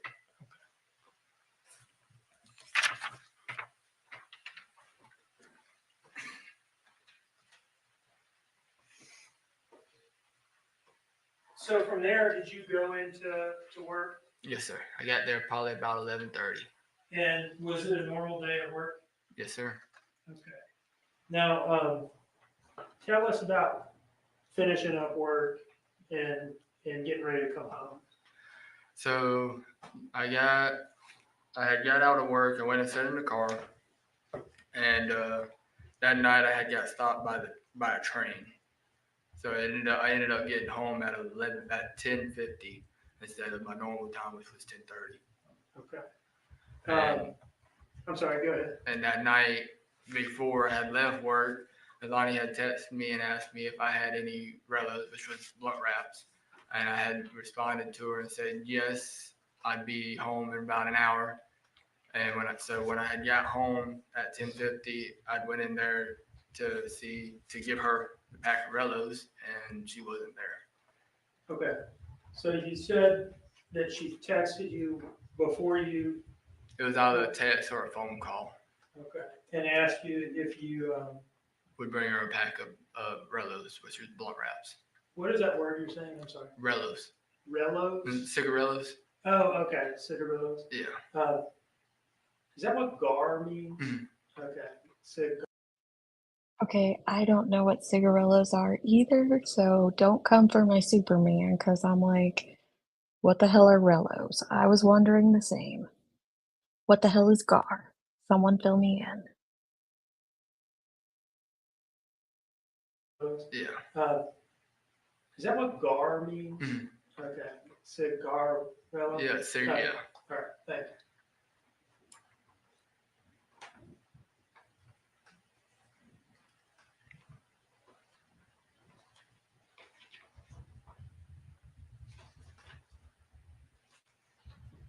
See, Mr. I'd like to Sassy approach you Pants. what I've marked in States Exhibit 89.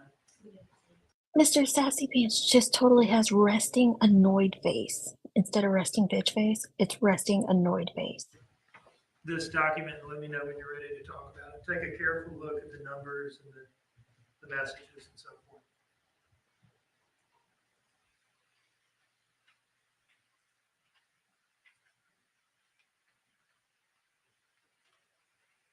Yes, sir. Okay. Flip to the second page here, if you would.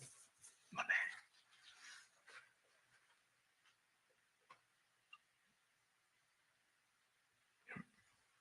All right. Do you recognize those messages? Yes, sir. Are those messages between you and your sister on the night of October 4th? Yes, sir. Do they fairly and accurately depict the messages that you exchanged with each other? Yes, sir. And around the same time, because at that time, it took me about 30 minutes to roll. So I was sitting there in the parking lot for 30 minutes. Okay. Your Honor, I would introduce this as States Exhibit 89. No objection, Judge. I don't know. I know you talked about your general practice of rolling a blunt Mm-hmm. In the parking lot after work. Would you smoke it there as well?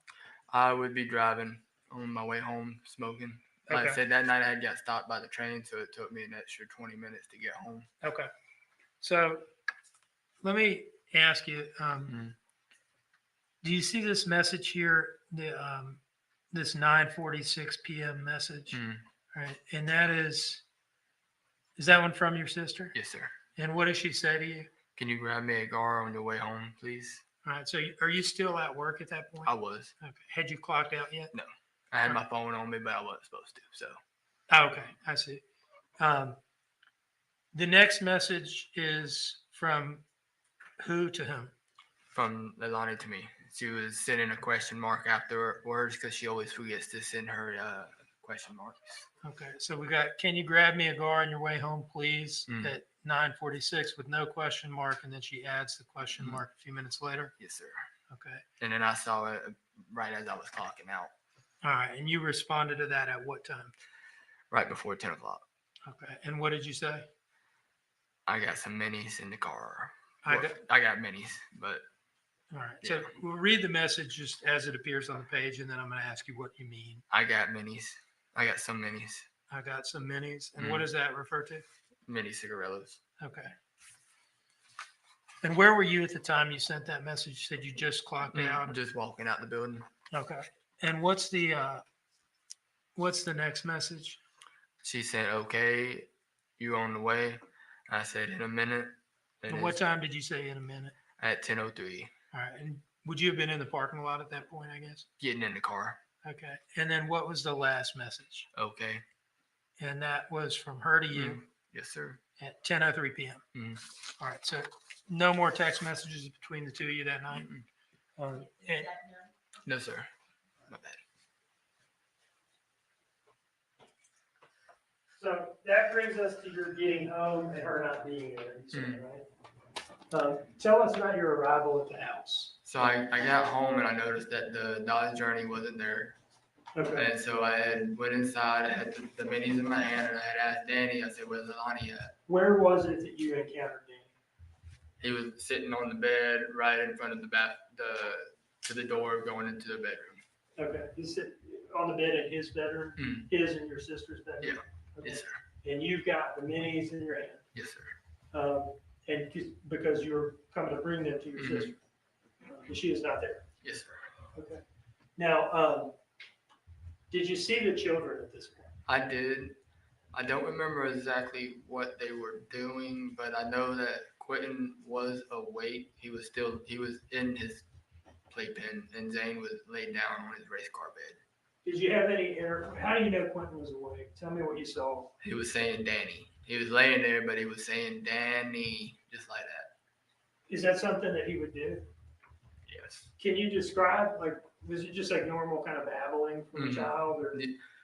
He would say Danny's name repeatedly. I don't know if it was because it was easy for him to say, because it's only 2 syllables. Danny. You know what I mean? But that was one of the key words he said 95% of the time. From your perspective, did Quinton seem to like Danny? Did they have a good relationship? They had a decent one. I mean, Danny would get fed up with taking care of the kids all the time. But you signed up for it, brother. I mean, there's nothing else I can say to you. I can't sit here and say, don't be upset. You signed up for it.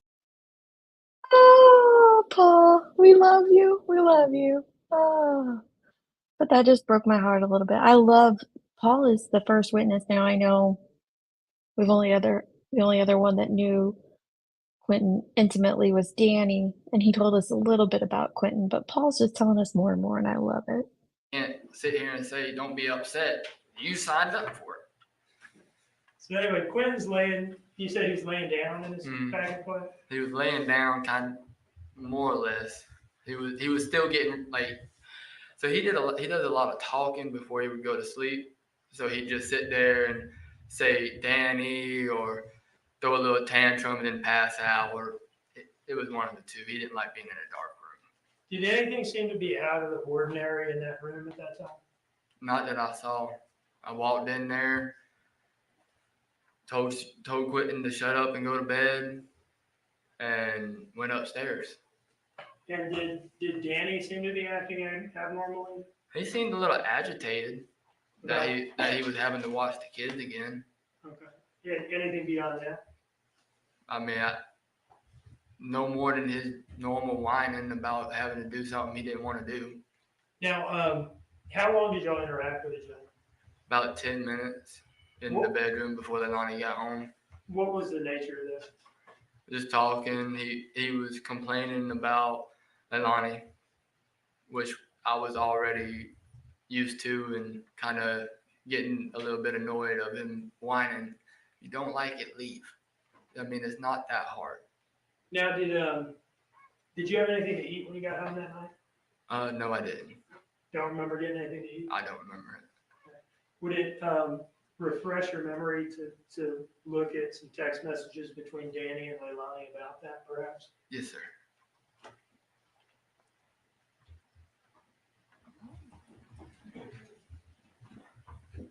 Paul is not holding back on us, not one tiny bit.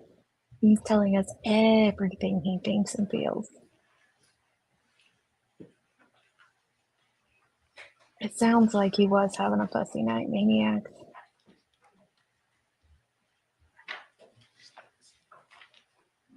Right. Also, that's coming from the, if you don't like it, leave. That's coming from the perspective of a man that doesn't have kids, isn't in the relationship.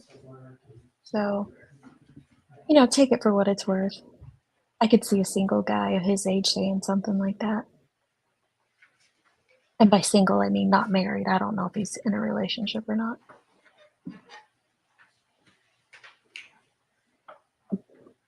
Don't you smile, Leilani.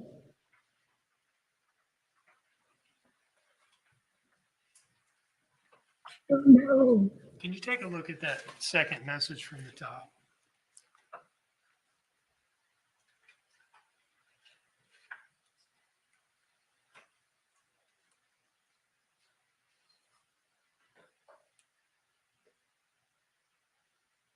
I have Irish twins because they're that close together. Yeah.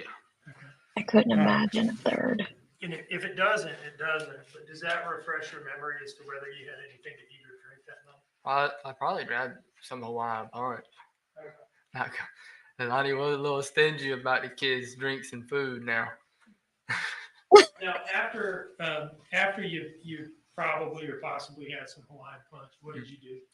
Went upstairs. I watched that episode of One Piece. What is that? One Piece is an anime. Okay, it's an animation. Mm-hmm. It was 23 minutes and 42 seconds exactly. And what did you do after that? Went to bed. Did you come downstairs anymore that night? No, sir. Did you have to let the dog out or anything at any point? No, sir. Not till he woke me up in the morning. Needed to use the bathroom, which was about 8:30ish. I got up at 9 and took him out. Okay. What do you remember about that morning? Just hearing yelling, and I thought it was the normal yelling. Then I come downstairs, and next thing I know, the house is surrounded by police. Was that before or after you took the dog out? After. Okay. But it was kind of like during, in the motion of me taking the dog out, all the police was pulling up. All right. What do you remember hearing? Just a whole lot of yelling. I couldn't make out exactly what it was. I was still half asleep. And I just kind of laid there until I heard it kind of die down or move away from where I could hear it. And then I got up and took the dog out. With your sister that morning? Not before she told me that Quinton was missing. And where were you when she told you that, as far as you downstairs in the parking area. Out in the driveway? Yeah, next to the driveway, next to the garage. Okay. And what she look like at that point? Complete mess, complete wreck. Trying to figure out where her baby was. And what happened from there? She had called the babysitter over to see if she saw anything, if she knew anything, and then the police was showing up at the same time as the babysitter had just showed up. And then the next thing I know, Danny's showing up. Did you help look for Quinton? Didn't get a chance to. What do you mean? By the time that everything was going on, we all got told we had to go down to police annex, and we was interrogated for over 17 hours by the FBI. Did you 17 hours? Yes, I kept track of it because they were supposed to get me pizza. I'm still mad about my pizza 2 years later. We believe you, Paul. We believe everything you're telling us. He did not get his pizza, and he was they were shoveling food down Leilani's face, but he couldn't get his pizza. The audacity. We had to go down to police annex, and we was interrogated for over 17 hours by the FBI. Did you 17 hours? Yes, I kept track of it because they were supposed to get me pizza. I'm still mad about my pizza 2 years later. I think we saw you on some video. He looks mad. Sister some food at some point. Yeah, then they bought the pizza afterward. Okay, so you got some food that day in any case? Yeah, because I bought it. Okay. Because you bought it? Yeah. Did you? I DoorDashed it. You're saying you DoorDashed the pizza to the police station? After 12 hours of sitting there being interrogated, people get hungry. Okay. can't.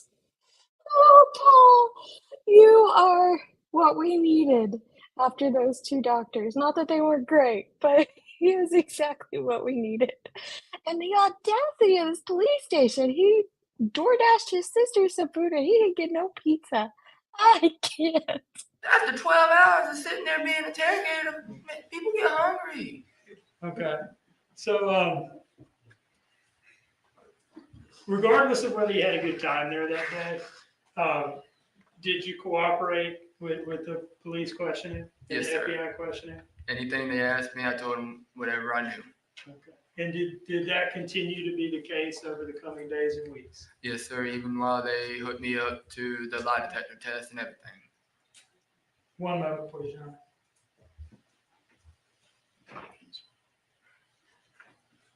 He is not messing about that pizza at all, NJ. He was hangry.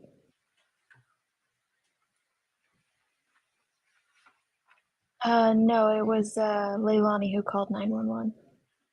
Well, that's what we heard in the little bit of audio we've heard so far.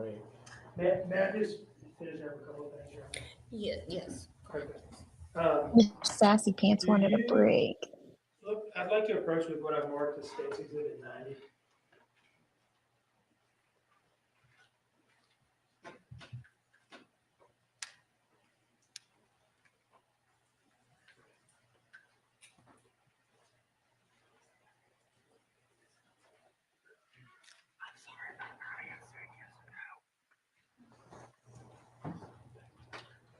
I'm showing you what I've marked as State's Exhibit. I want to hear what he said.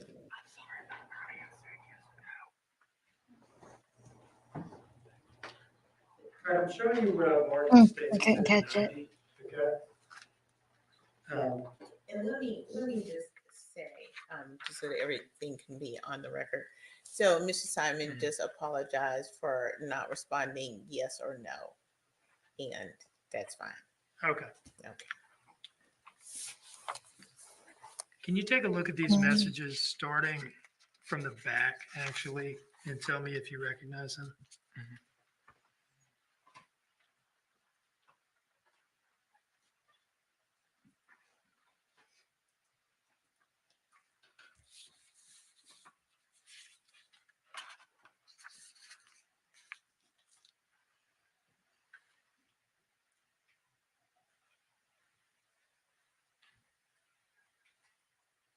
Maybe he did call. I've only heard they've only played a tiny snippet of it so far, and that was in the opening statement. So maybe that was just her in the background. Okay, so these are not text messages between me and Melanie. These are text messages between me and a coworker, and about a girl that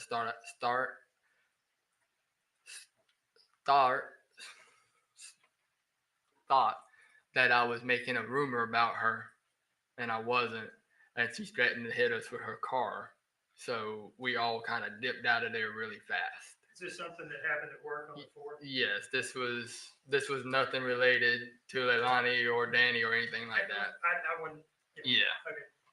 Your Honor, I would like to introduce this as State's Exhibit 90. No objection, Judge. Okay. Exhibit 90 submitted. Let me just ask you this. On the last page here, do you see this message where this person asks you at 11:40 p.m. what time are you going in tomorrow? I said 12 because I was already planning on going in early regardless because I needed the extra money. And that response from you was at 11:40 p.m. That's why I was already getting up. But then when they asked me to come in, it made it even easier to come in without asking for permission from the boss. Okay. Well, this was on the night of October 4th, right? Yes, sir. Were you already up in your room at this point? Yes, sir. He had texted me after I had laid down to go to bed. Okay. And was this your last phone activity that night? Yes, sir.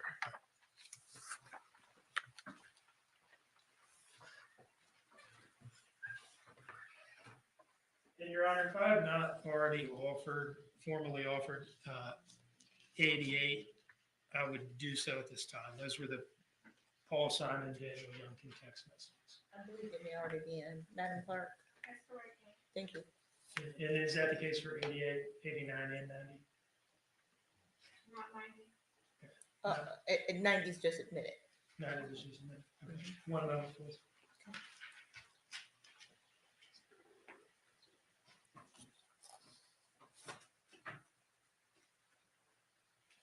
No further questions, Your Honor. Okay. All right. So there's mention of a break. I think this is a good time for a break. The time is 3:13. Let's come back at 3:30. Jury's exiting.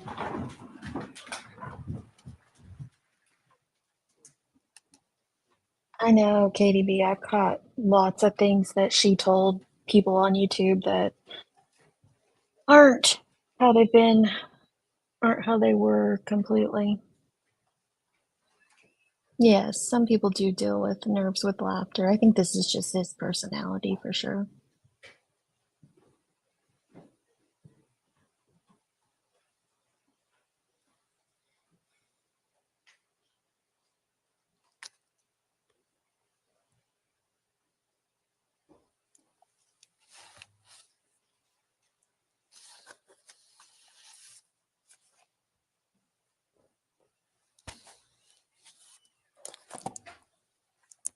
Okay.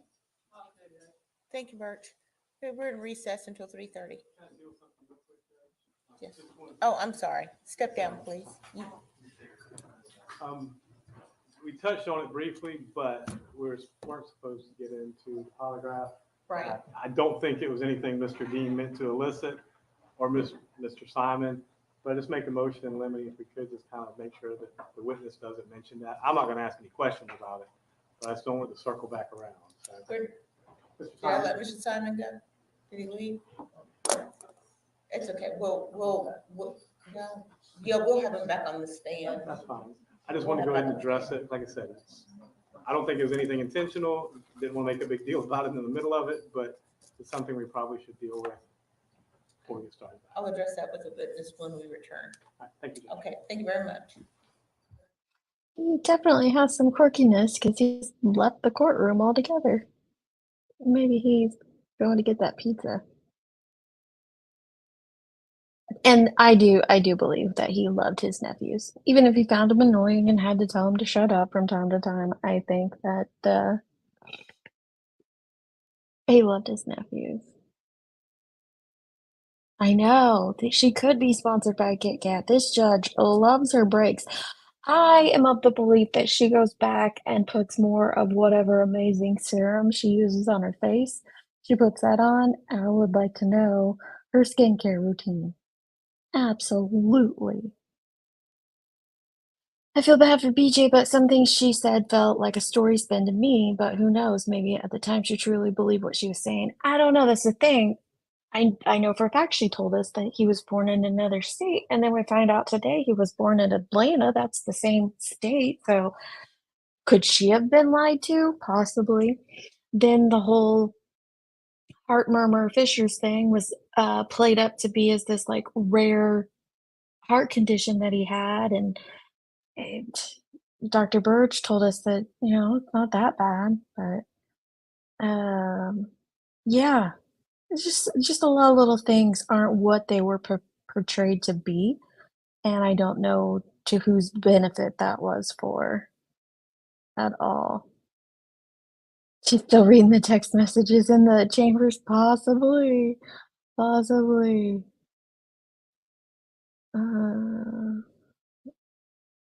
I like the snail mucin myself. I think it does good.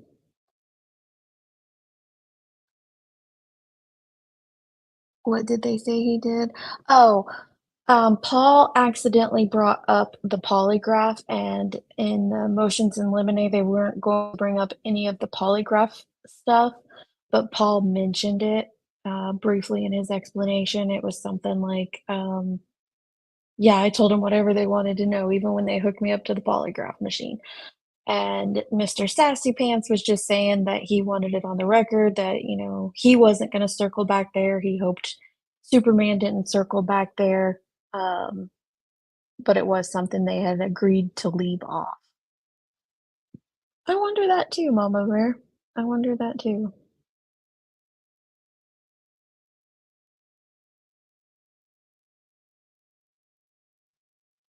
They're not admissible. No, but you can't, I mean, but they do talk about them sometimes, so I don't know. I bet he was hangry during that polygraph. He was waiting on that pizza. Um, do you think, let's see, it's 3 here, so it's 4 there, and they're half an hour behind, so it would have been 3:30. How long do you guys think they're gonna go today?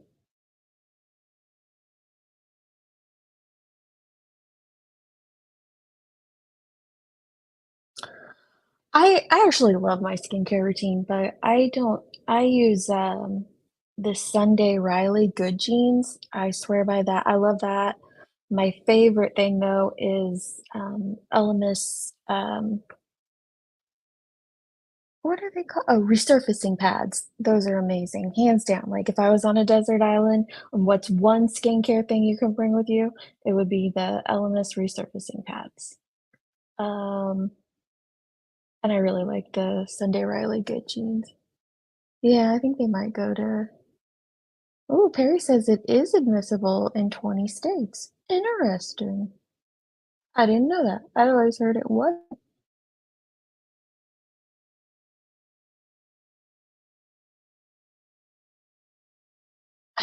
You were saying thank you to the polygraph thing. I was like, wait, you know my skincare routine.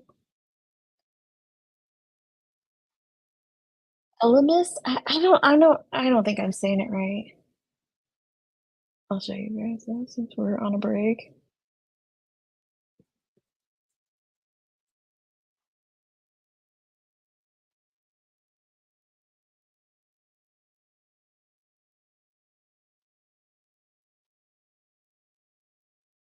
This dynamic resurfacing pads. I just love them. They're the best.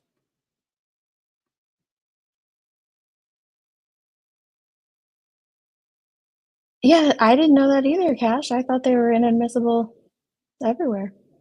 So that was really good to know. That's a wrap for today. I hope not. I hope not. Nicole B. You and Joneson. Johnson's like, I use Dial on my no Dove. I think she used bar soap on her face. I'm like, no, put some moisture into it.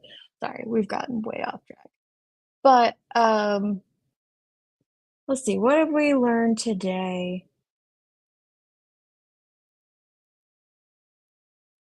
Paul's got my brain so flustered I can't even remember who was up first thing this morning. We had, let me see. Danny, he did the cross. That's what it was. Okay. Now, I have a question, and it was never really clarified. When Leilani went to live with Danny in North Carolina, remember she went down to North Carolina and met him. They met on Snapchat. Then she went there and lived with him for a little bit. That time has never been defined. But she didn't have the boys, did she? So she was just living there and her kids were back here with Billy Joe. Is that what you guys are taking away from that? It's never been specified, but I'm wondering that if that's how that went. She went and lived with him in North Carolina for a little bit before they came back here and lived in Billy Joe's house. Danny also describes Zane as energetic and high energy, which is the same as Paul. Paul was a little more descriptive. He describes Quinton much like Zane, but a little calmer. He verified his employment. The day before Quinton went missing, Danny verifies working until they left work early to take Leilani to the dentist. Danny went to the liquor store while Leilani was in the dentist. He is a bit of a drinker. He liked Fireball, drinking every day at this time. They left the dentist, they went to Cheddar's and grabbed food, went back to the house, and the kids stayed with the babysitter until like 4:30 that afternoon. Process of getting kids ready to take to Michelle in the morning. Danny explains that since Leilani would want to sleep extra, he would get the kids up early and drop them with Michelle and go back to the house to grab Leilani and head to work. There's a lot of testimony in this trial so far pointing to the fact that everybody else was taking care of these babies. Everybody else seemed to be the ones handling the stuff.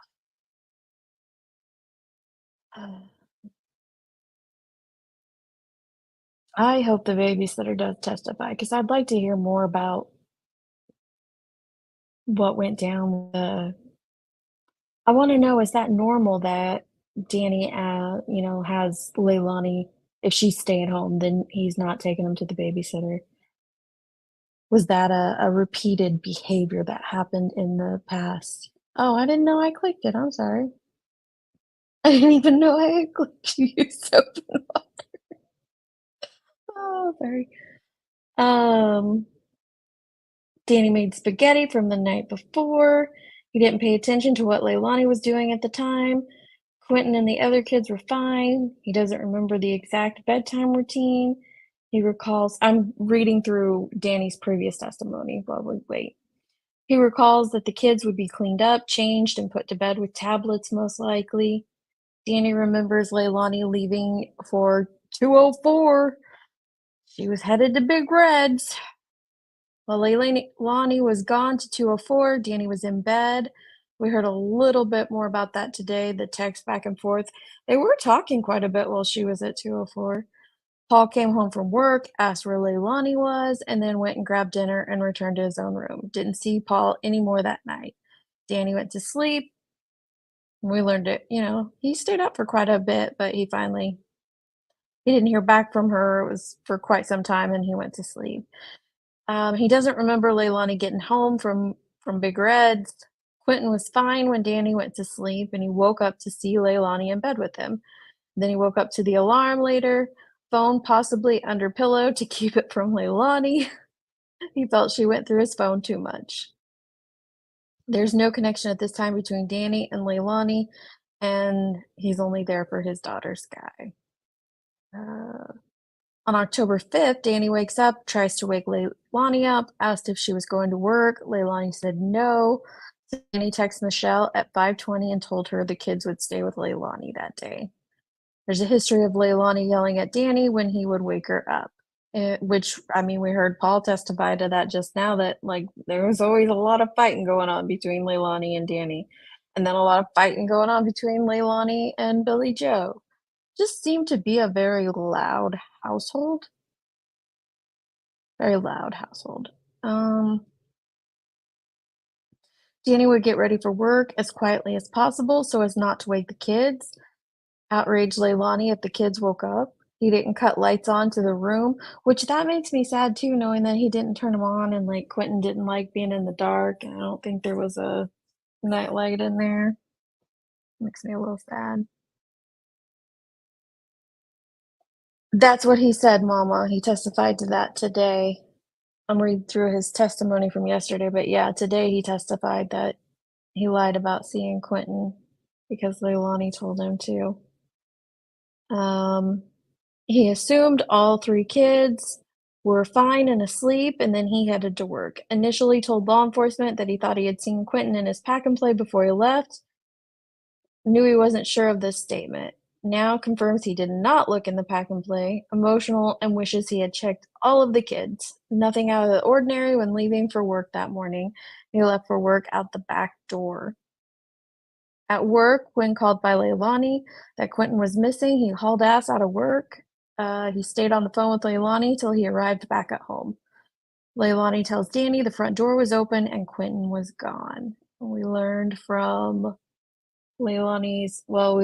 testimony that Leilani's brother, Joe/Michael, is the one who had the ADT system on his phone and knew that door was not opened till, 9:22 that morning? When she was on the phone with Danny is when it was open.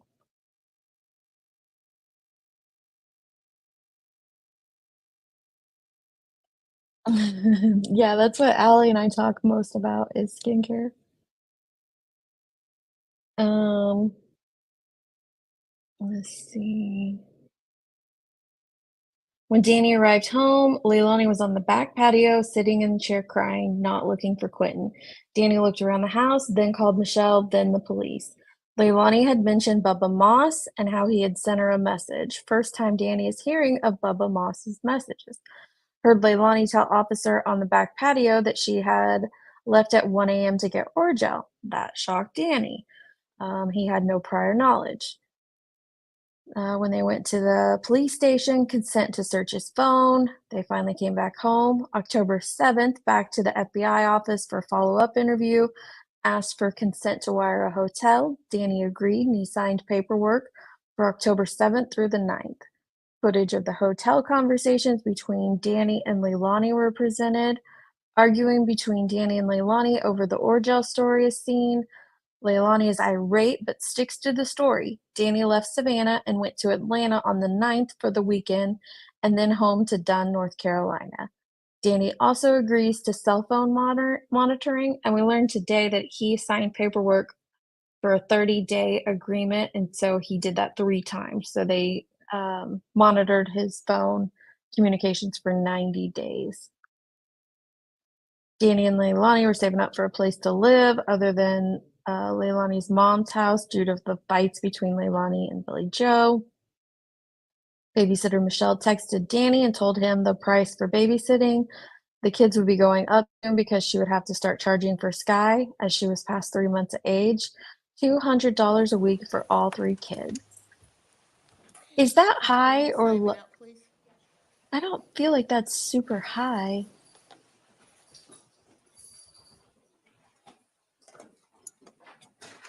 He did help a lot, NJ.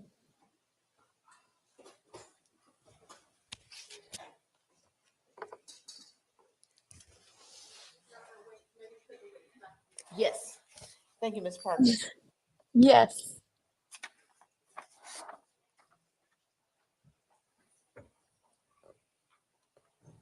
All right, Mr. Simon, please have a seat. And you are still under oath. Mr. Simon, I'm sorry.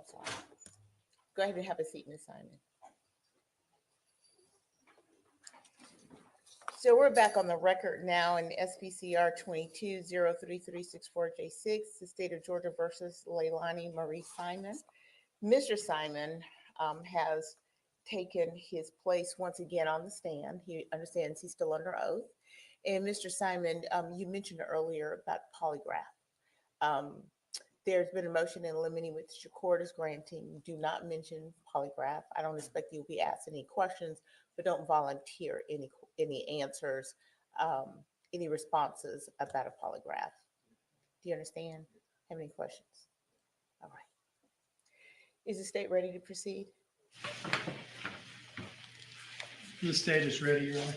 Is the defense ready to proceed? The defense is ready, Judge. That was a no-no. You're fine, Mr. Simon. Thank you very much, though. Just so sweet with Mr. him. Oh, Hilliard, there's Michael. I believe He's we have back. Mr. Simon on cross. Maybe that's why we didn't see him. He's been sitting on the other side. When we have them. Jurors, please. Thank you, Solomon. I love my Tatcha. I have so much. I love Tatcha. And Peter Thomas Roth.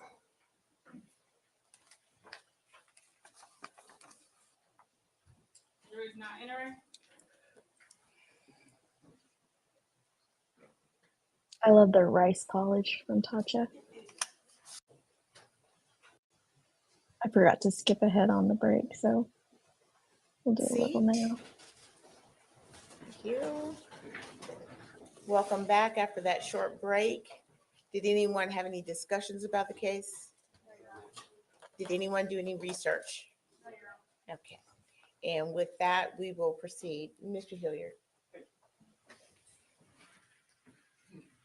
Mr. Simon, my name is Martin Hilliard. How are you, sir? I'm doing good. How about you? I'm pretty good. No complaints. I've got some questions for you, and I'm probably going to start on October 5th and work back a little bit. You were already at home on the morning of October 5th? Yes, sir. Okay. So you said you woke up, you went outside, took your dog outside. Yes, sir.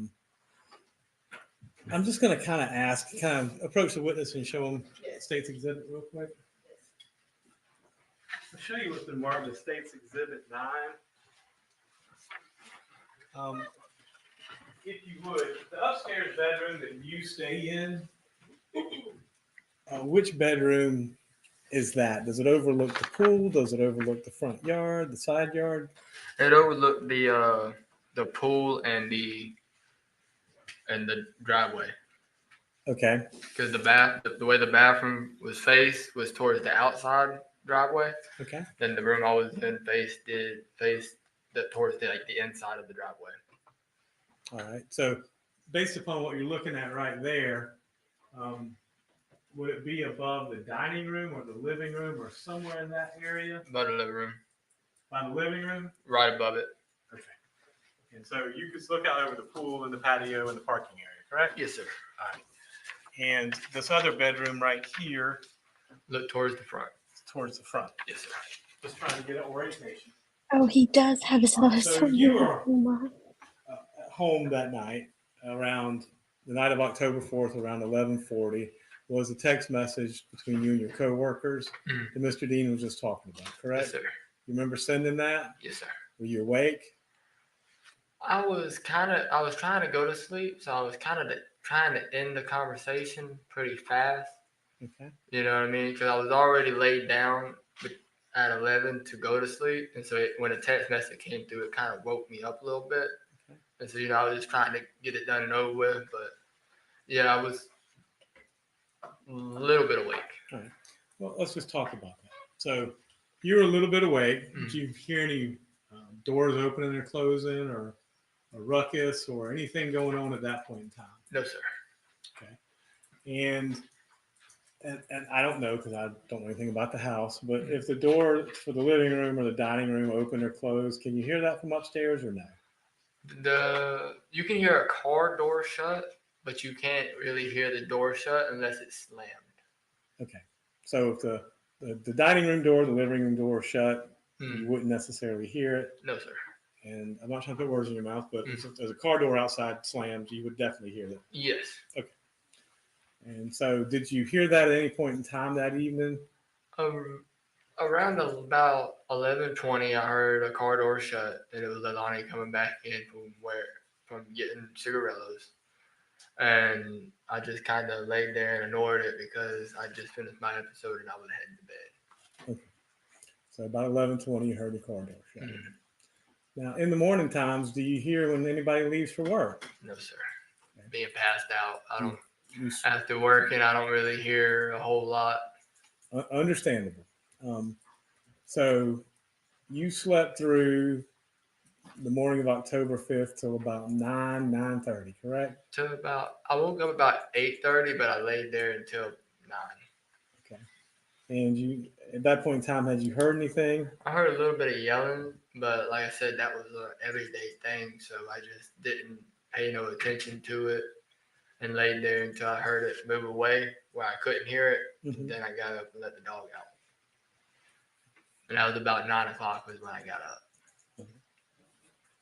And you said you heard some yelling. What yelling did you hear? I just heard Leilani screaming, but I didn't know what she was screaming about or nothing like that. I just heard screaming.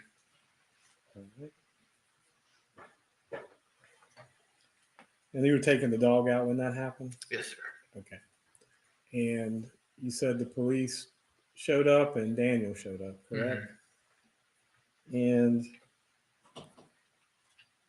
you said that you heard the yelling and the police showed up, and you said that Leilani was a complete mess, correct? Yes, sir. How about Daniel? He wasn't really phased. He didn't look phased. He left work in a hurry, but other than that, the whole time he was more worried about what was going to happen to him throughout the whole thing, from what I saw. Okay. I mean, 3 days after it happened, he's up in North Carolina just that quick. Boom, gone. Yes, he was. That just strikes me as not good, not right behavior when you're supposed to be. When they make an objection, you have to stay. Yeah. Just a moment. I'm sorry. Was there an objection? There was an objection, Judge. So. Mr. Dean? Non-responsive. Suspend. I Mr. just- Simon, Just a moment. just, Mr. you have to let me ask the questions Oh, and my you bad, have to I'm answer sorry. them, okay? So you were there Oof. that day and you were there all day, Mhm. correct? On October 5th. Yes, sir. Until the police took us. Right. So you said when Danny got there, he seemed unfazed. Mhm. Okay. You said Leilani was a mess, correct? Yes, sir. Now, did you answer all the questions that were put to you that day? Yes, sir. Okay. And I'm curious, how, at this point in time, how long had you known Daniel Youngkin? About 4 months. All I really knew about him before that was that he was one of Leilani's baby daddies. That's all I knew about him before that. All right. So, and when did you move into the house on Buckalter Road? In about April, right after my birthday. So, April of 2022? Yes, sir. Okay. And this was in October of 2022, right? Yes, sir. So, and I guess when you moved in, Danny and Leilani and the kids were already there. Yes, sir. They were. Okay. Now, did you ever notice Danny and Leilani either using drugs or drinking? Danny drunk every day. Right. He'd be riding down the road drinking a Fireball, little shot, consistently every day. All right. And not being judgmental, but and Leilani smoked. Yep, smoke weed. And you did too. Mhm. Did you ever see him do anything else? No, sir. Okay. And if anything else was done, I would have told my mom. okay. So that was not something you knew about. No, sir. All right.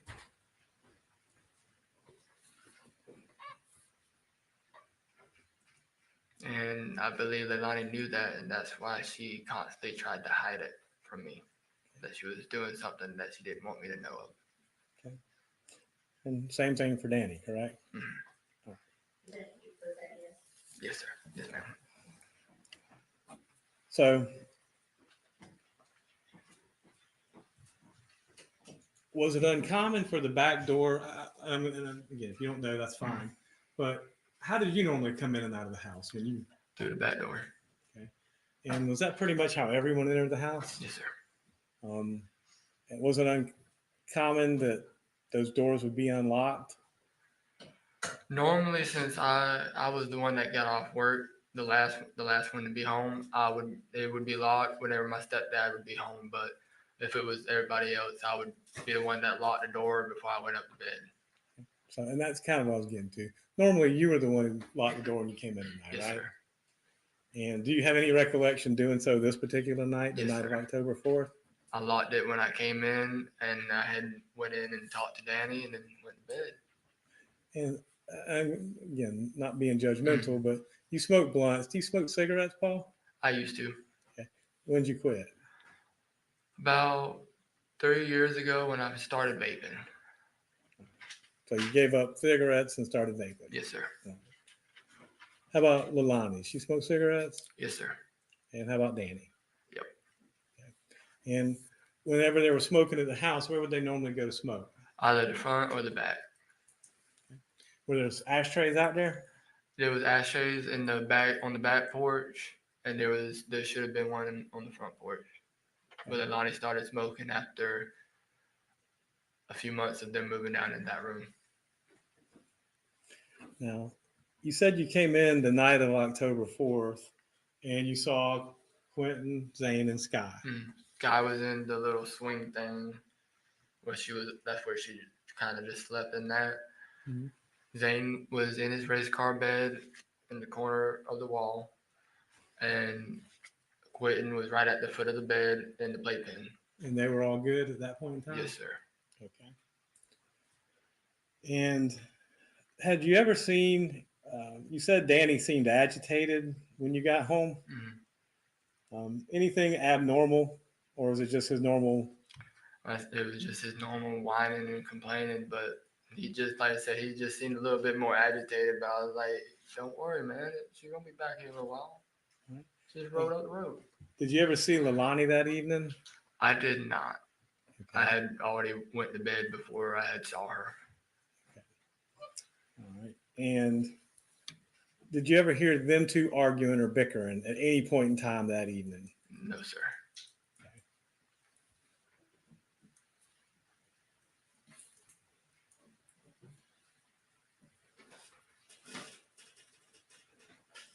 That's all the questions I got, Judge. Thank you, Mr. Simon.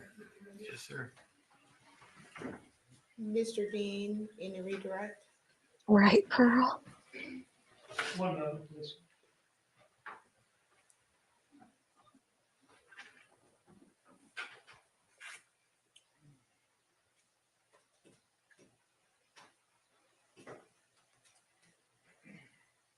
I saw Claude too.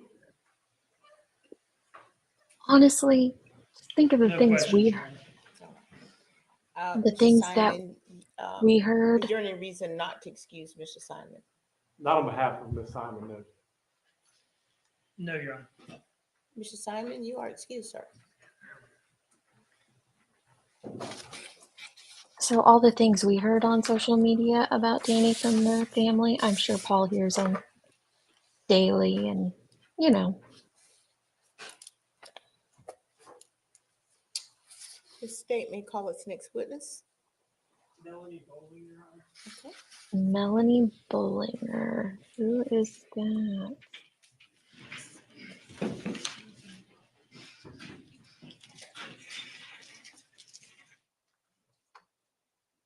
We're up to witness 15.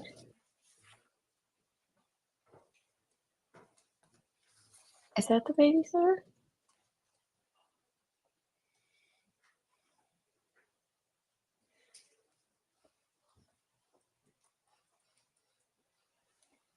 Nope.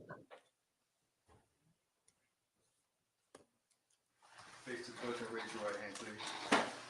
The evidence you shall give the court and jury in the trial of this issue shall be the truth, the whole truth, and nothing but the truth, so help you God.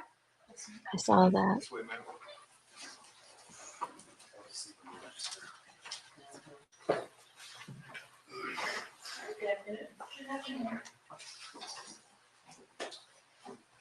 Introduce yourself to the jury.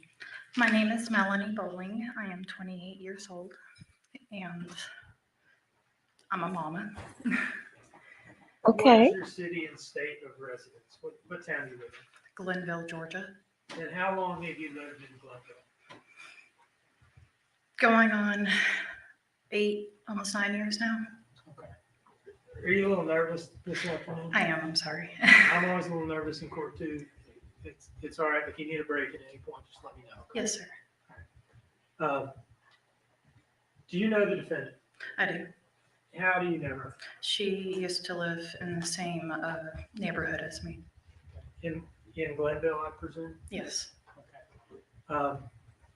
When you met her, how many children, if any, did she have at that point? When I first met her, she had no kids. Okay. And how did you meet her? I met her through her ex-boyfriend, Cody Warden, which is her first child's father. I met him first because he lived out there and they started dating, and that's how I met her. And I looked at her and him as like little siblings that I wanted to help guide in the right direction. But that's how I met her. And did you all live near one another for a period of time? We did. We were right next door for a period of time, and then there was a period of time where she lived like walking distance from where I lived. Okay. And then at some point, did she move away from Glenville? Yes. Okay. At the time that she moved away, did she have any children? Yes, she had Zane. Okay. So the time that she moved in near you would have been sometime shortly before Zane's birth? Yes, it was about maybe 6 months or so before she got pregnant with him. Before she got pregnant? Yes. And then was she living next to you or next door to you during her pregnancy? Yes. And did she continue to live next door to you during the time that she actually had Zane? Well, down a little bit, down the dirt road a little bit, but yes, it was still in the same neighborhood. Okay, so you're saying by the time she had Zane, she had moved walking distance away? Yes. Was no longer right next door? Yes. Okay. Let's talk about this. Let's kind of take chunks of time. Tell me about the nature of your relationship with her before she ever had Zane. Well, I mean, like I said, Cody, I met him first, and he was going through a hard time. So, like, my husband and I took them in as, took him in as like a little brother to help guide in the right direction. She started dating him, and I got good vibes from her at first. I never suspected anything bad, and I kind of try to guide her in the right direction too. She ended up falling pregnant, and when she did, she was young, and I can relate to that because I was a teen mom myself. So I wanted to help her in any way possible to, with her child and be that support. Were you friends with her during her pregnancy with Zane? I was. And did you remain friends with her after she gave birth to Zane and had him as a newborn? I did, yes. And did you all spend time together during both of those time periods? Yes. Did you spend time with her around both her and Zane? Yes. Okay. Were you all still living in the same town at the time she gave birth to Quinton? No. Oh, I was, but she wasn't. Okay. Can you tell me where she was and when she had left in relation to when she had Quinton? So I know her and Cody moved to Alabama. That happened. And then I guess they broke up. She came back to Georgia to, I think, Waycross or somewhere, wherever Bubba Moss is from. Waynesboro, sound right? Waynesboro, yes, sir. I'm sorry, I get those mixed up. And she came back and she was staying with him in a camper, and she fell pregnant. They split up, and she went back to Alabama, and Cody helped her. And you've talked about your contact with her during the time she lived near you. Yes. Right? In the same town. Yes. Did you all have daily or near daily contact at that point? When she was pregnant with Quinton, it was about almost every other day, if not weekly. Well, I want to ask specifically about when she lived in the same town as you. Yes, every day. Okay, yes, every sir. day at that point. Yes. And then after she moved, and I understand it sounds like she bounced around a little bit. She did. What was the nature of your contact with her after she moved away from Glen? Text message and phone call, FaceTime. And how frequently did you say that you would have contact with her? So when she got with Bubba, it kind of drifted off a little bit. And I don't know why. I can't tell you why, but we drifted off a little bit. And then she would, we contact out the blue. She'd call me, I text her, I call her, she texts me, vice versa, just to see how we are doing, I always checked in on her to see if she was doing okay, if the kids were okay, how they're doing, how big they are getting, stuff like that. Did you talk to her on the phone regularly during her pregnancy with Quinton? Yes. About how often? She updated me like with every appointment that she had. Did she talk to you during those phone calls about things that were going on in her life? Yes. And tell me again how you viewed the nature of your relationship with her. I viewed her, like I said, as a little sister that I wanted to help guide in the right direction. So you were close? Yes. During her pregnancy with Quinton, well, you're having this regular telephone contact with her. Mm-hmm. Did it include calls? Yes. Did it include text messages? Yes. Did it include FaceTime? Yes, a couple times so I could see Zane. Did you ever catch up over fairly long phone calls, or are we talking about like 1 or 2 minute things? No, these were like hour-plus long phone calls. And that's during her pregnancy with Quinton? Yes. During that type of contact that you described, did she talk to you about the state of her relationship with Quinton's father, Henry Bubba Moss Jr.? It was rocky. They were fighting a lot. Um, a lot. Then was a time where they did break up, and she was depressed. Made some comments to me that were concerning, but they fought a lot. Like what kind of comments? The comments which I at the time wanted to think maybe she was like depressed and going through something. That was my thought process, but thinking of it now, I don't know.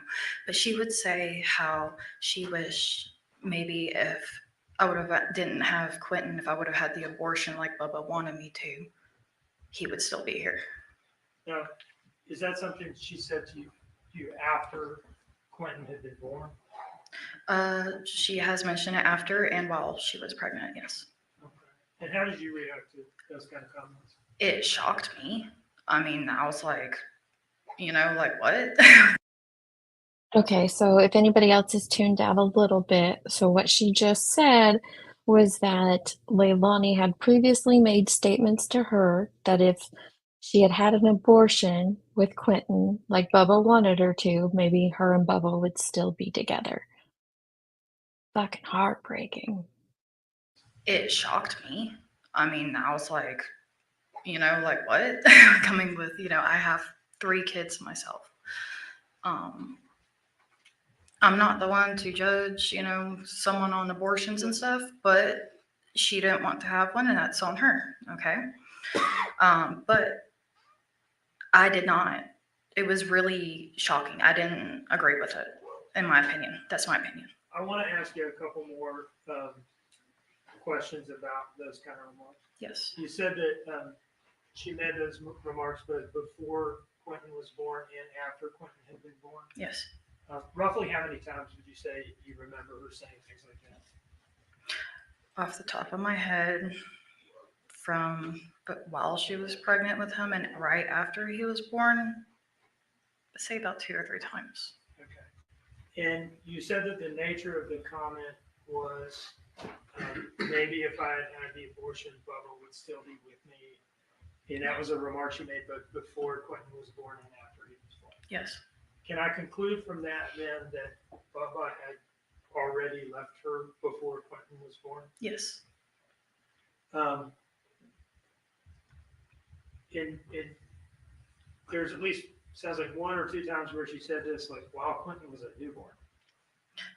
Yes, a newborn and while he was older too.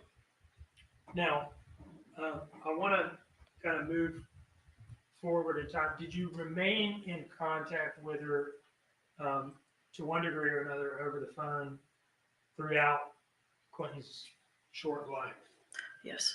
Okay. And let's say from, between Quinton's birth to October of 2022, how often would you say you were in contact with her during that time frame? And I understand it's like a year and a half. Yeah, so trying to think. So she came to my son's party in 2019 with Danny. I asked her to bring the boys, and she said that her mom had them. I'm sorry, but I'm trying to remember. No, it's fine. What was the question again, sir? Okay. About how often were you? Let's just talk about, I don't know, the year leading up to October of 2022. Okay. When Quinton is no longer a newborn. Okay. Yes. How often would you be in contact with her at that point?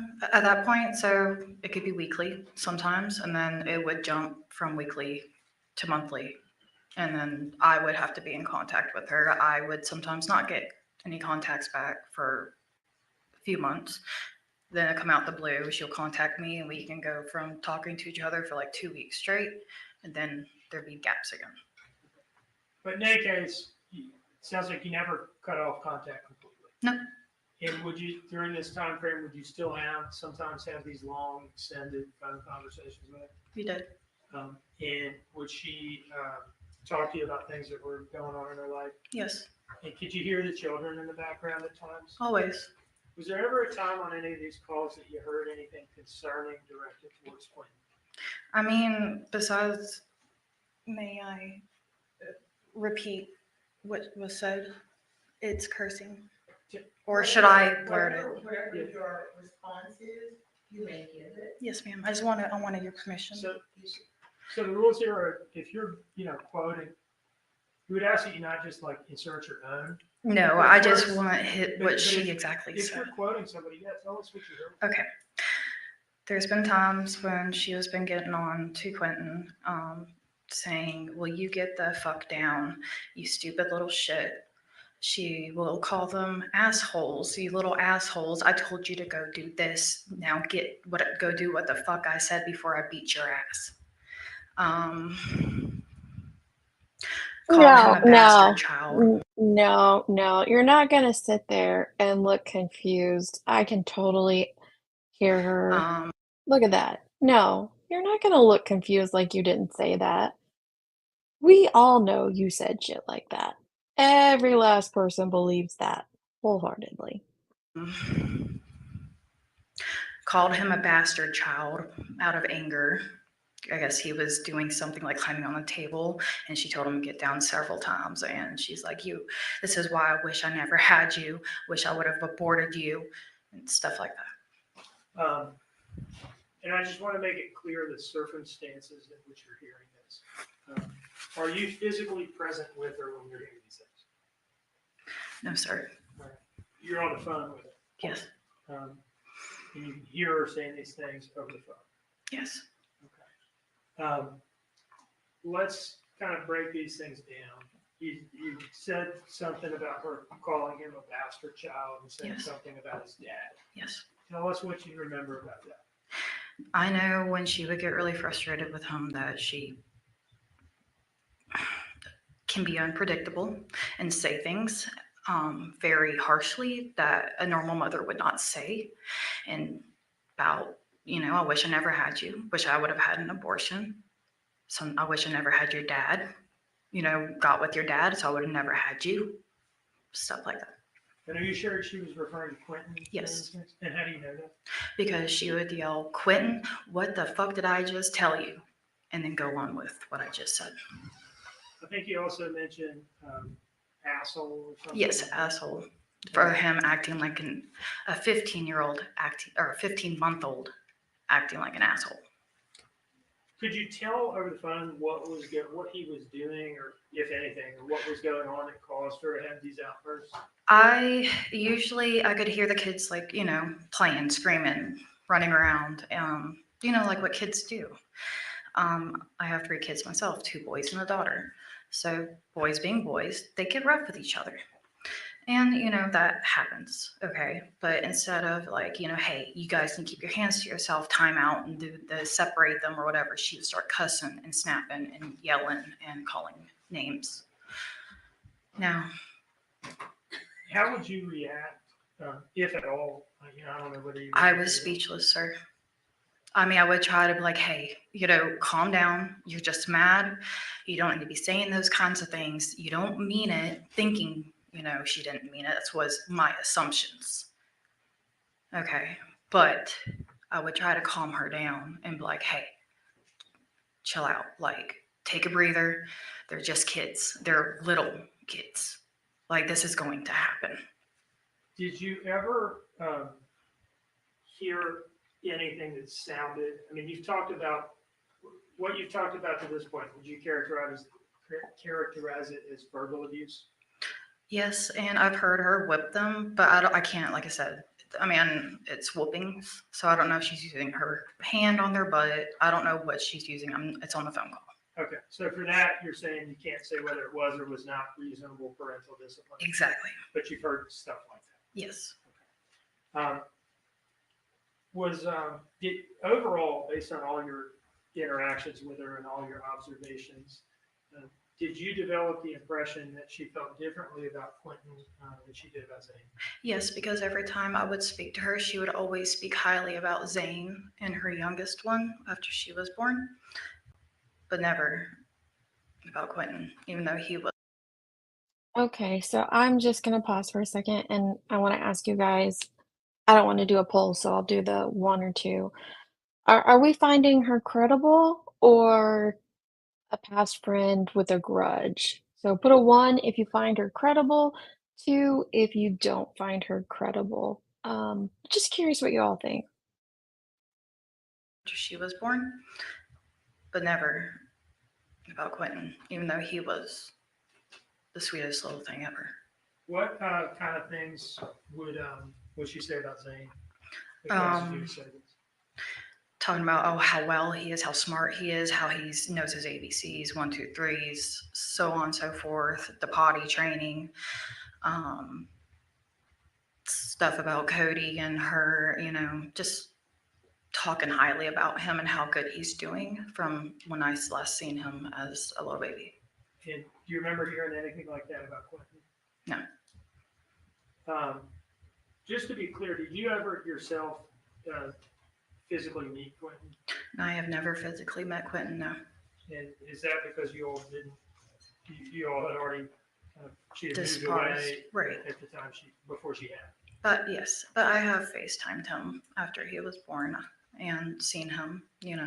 I FaceTimed him and Zane and Sky when she was a little baby too. One moment, please. Yes.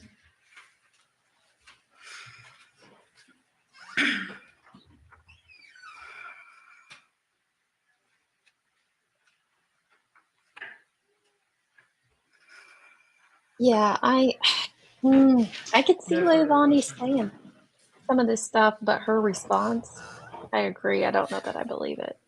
Okay, Mr. Sassy Pants, go easy. Miss Bowling, you said that you met Miss Simon in 2019 with Danny? No, I met her in 2017, 2018 when she was dating Cody. All right, maybe I misheard. You said you met her in 2019 at a birthday party with Danny.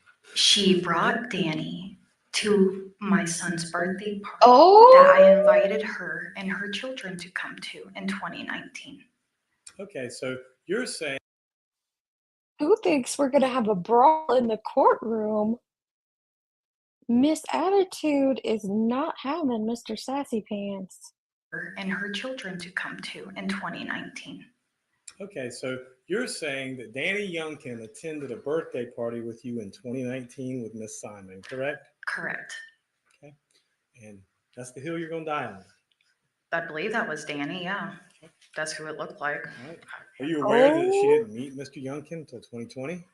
Say that's not what I'm not aware of. I say because she brought that man to my birthday party. Well, you just sat here under oath and said it was Danny Youngkin. That's what she told me that was his name, Danny, that she was bringing through messages on Facebook Messenger, sir. Ms. Bowling, when was the last time you actually physically, let me ask you this. When did you ever physically meet Quinton Simon? I never physically met him. Oh! So in 20 months of his life, you never once saw him in person, correct? Correct. Right. She has the head nod and everything going on. These two, like Mr. Redenbacher back here, he's worried that he's going to have to sub in because they're going to get into fisticuffs right here in the courtroom. Oh, Lord. Quinton Simon. I never physically met him. Okay. So in 20 months of his life, you never once saw him in person, correct? Correct. Right. And when was the last time prior to that you had met and hung out with Miss Simon? Prior to his birth? His birth. Okay. Prior to his birth was the birthday party, 2019. Okay. So at least 2.5 years prior, well, maybe a year and a half prior to his birth then? Well, actually that was, yeah, roughly, yeah. Okay. So at that point in time, had Zane been born? Yes. Okay. So now you said that originally y'all would talk every day. Mm-hmm. Then it was weekly, then it was every other week, then it was monthly, then it was every few months, correct? Correct. Okay. Not really a strong friendship there, is it? Well, sir, we did have a very strong friendship, but again, like I've said before, you can lead a horse to water, but you can't make him drink. And the path she was going down was a path that I clearly could not help her out of. Miss Bowling, you and Miss Simon started smoking weed together in 2017. So let's not pretend this is some sort of Oh, Sunday yeah, school you're thing. right, sir. Okay. But the thing is, Oh, I never done. shit. Oh, shit. These two. I had to run and pee real quick. The whole time I was laughing my head off at these two sparring back and forth. He just told her, let's not pretend this is Sunday school. Holy moly. Smoking weed together in 2017. So let's not pretend this is some sort of Oh, Sunday yeah, school you're thing. right, sir. Okay. But the thing is, I never done cocaine. I never did ecstasy, nor pills. Okay. That was in 2017, sir. Yeah, Mr. That Sassy was. Pants. That was a long time ago. Sir. And I don't anymore. Okay. Well, congratulations to you. And that being said, was that the reason y'all hung out, was to smoke weed together? No. The reason well, maybe for her, because she likes to use people. But to me, it was, hanging I out with told Cody, you. helping him get back on his feet. Grudge. Because of what he had to endure and go through at that time, which is a different matter from this court. You have some rather unique beliefs, don't you, Miss Bowling? Beliefs. Yes. Can you define that, please? Or elaborate it for me, please? I can. Do you remember meeting with Mr. Dean on August 13th of this year? Yes. Okay. Do you remember telling him about some experiences you had on August 13th and conveying those to him? Yep. Okay. And so, correct me if I'm wrong, but did you not tell him that you had communed with Quinton Simon's ghost? Oh, shut the front door. Superman. Why did you bring this witness in? Why? Oh, Lord Jesus. You had communed with Quinton Simon's ghost. Yes. And if you would like, I can actually do it here and show you guys. Oh, please, by all Oh, means. dear I Lord. would love to see this. Give me a holy Bible and a candle. And yes, sir. What? So, that being What said, the fuck is happening? you told Mr. Dean this, correct? I sure did. And you said, and correct me if I'm wrong, your husband videotaped the seance, correct? He did. And anytime I'm making a misstatement as to what you said that Quinton Simon spoke to you through a candle. He spoke to me through images. Okay. Okay, when I was in my trance, I couldn't see anything except for what he was showing me and what he was telling me as a 15-month-old could do. Okay. He was And 20 months so old. he was a 15-month-old ghost speaking to you. Please tell me about this. I would love to hear it. Okay, so this is what I did, and I lit my candle, had my Bible out, and I prayed. I asked if I could reach out to Quinton Simon. And here he comes. Behold. Do I see him physically? No. But here he is, and he is Mama Mel. Oh, Lord. Is what I was always called by them. Mama Mel, help me. I said, with what? I said, help me help you. What happened? He said, Mommy hurt me. I asked him, how did he hurt you? Or how did she hurt you? Sorry. And he told me, she hit me in the head really hard. I said, okay. I was like, what else? And I said, did you, get any candy, thinking maybe he got into drugs or something? And he said, no.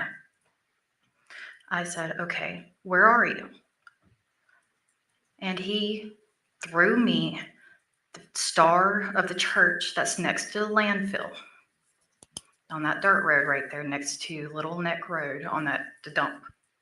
He showed me exactly where he was in that pile with his arm hanging out, lifeless, gray.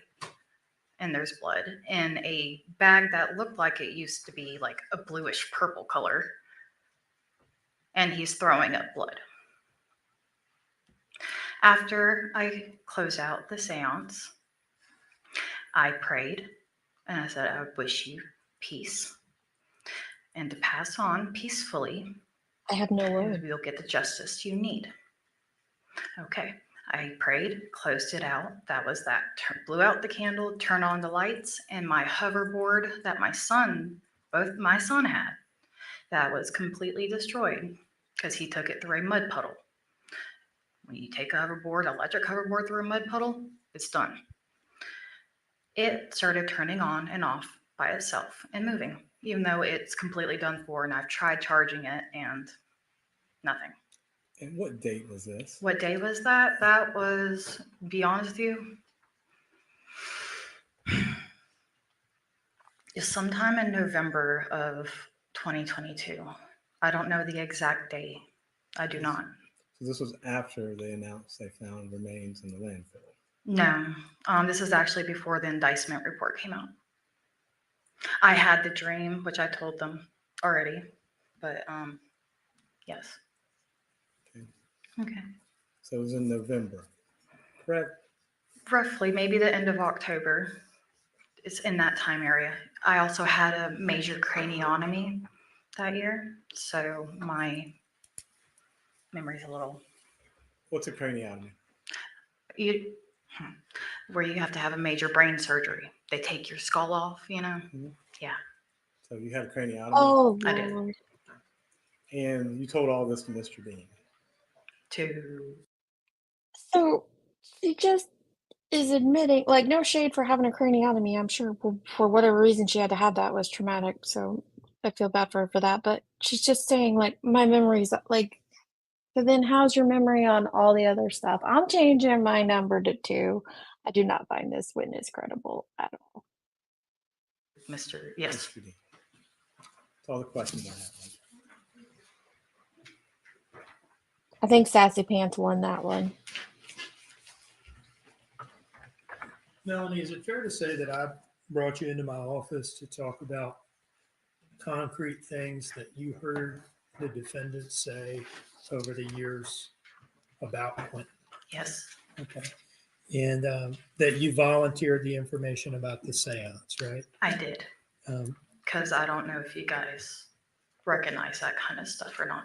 And do you remember me telling you, well, I have to tell the defense about this because it's a thing you've said as a witness, but that it's seance information is not admissible in court. Exactly. Yes, sir. And do you remember acknowledging pretty even-handedly that you understand that not everybody believes in these things? I do, and that's why I didn't want to speak upon it like that. Yes, sir. Now, you've said that you had a Bible with you while you were doing this. Yes. And it was a Christian Bible. Yes, sir. I was baptized and raised as a Christian. Do you remain a practicing Christian? I sure do, sir. Do you consider this some sort of a prayer practice, what you're describing? Yes, sir. I mean, in a way. Do you consider it a private matter? A private matter? Yes. How does it feel to come into court and essentially get made fun of for it? You know, to be honest with you, it's kind of embarrassing because, like you said, not everybody believes in this kind of stuff. Unfortunately, I was born with a gift that I call a curse. Now, does any of this have anything to do with the things that you heard her say about her son, both before and after his birth? No, sir. Thank you. Yes, sir. Ms. Bowling, you're willing to hold yourself up to ridicule to get justice for Quinton, aren't you? Excuse me? Said you're willing to hold yourself up to public ridicule to get justice for Quinton, aren't you? I guess so. I'm here to get justice for him, so. What aren't you willing to do for Quinton's justice? Well, I've done everything I can possibly for his justice. Thank you so much. I don't think that landed the way Mr. Sassy Pants wanted it to, but I see what he was doing there. No. Ooh, that was rough. Thank you, ma'am. Don't be smirky. Well, actually, go ahead and be smirky. I'm sure the jury's watching.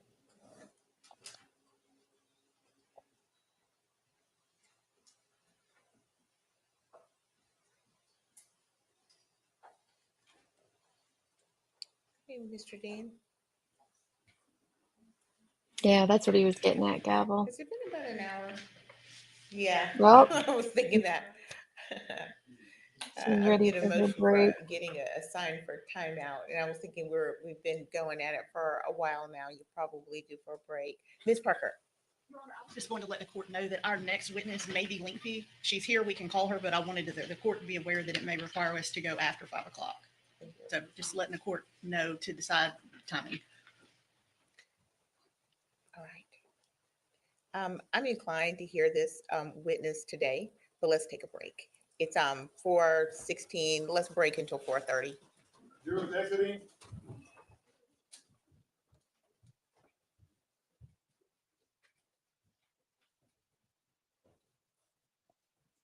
All right, I would say that witness As a matter of fact, definitely. let's make it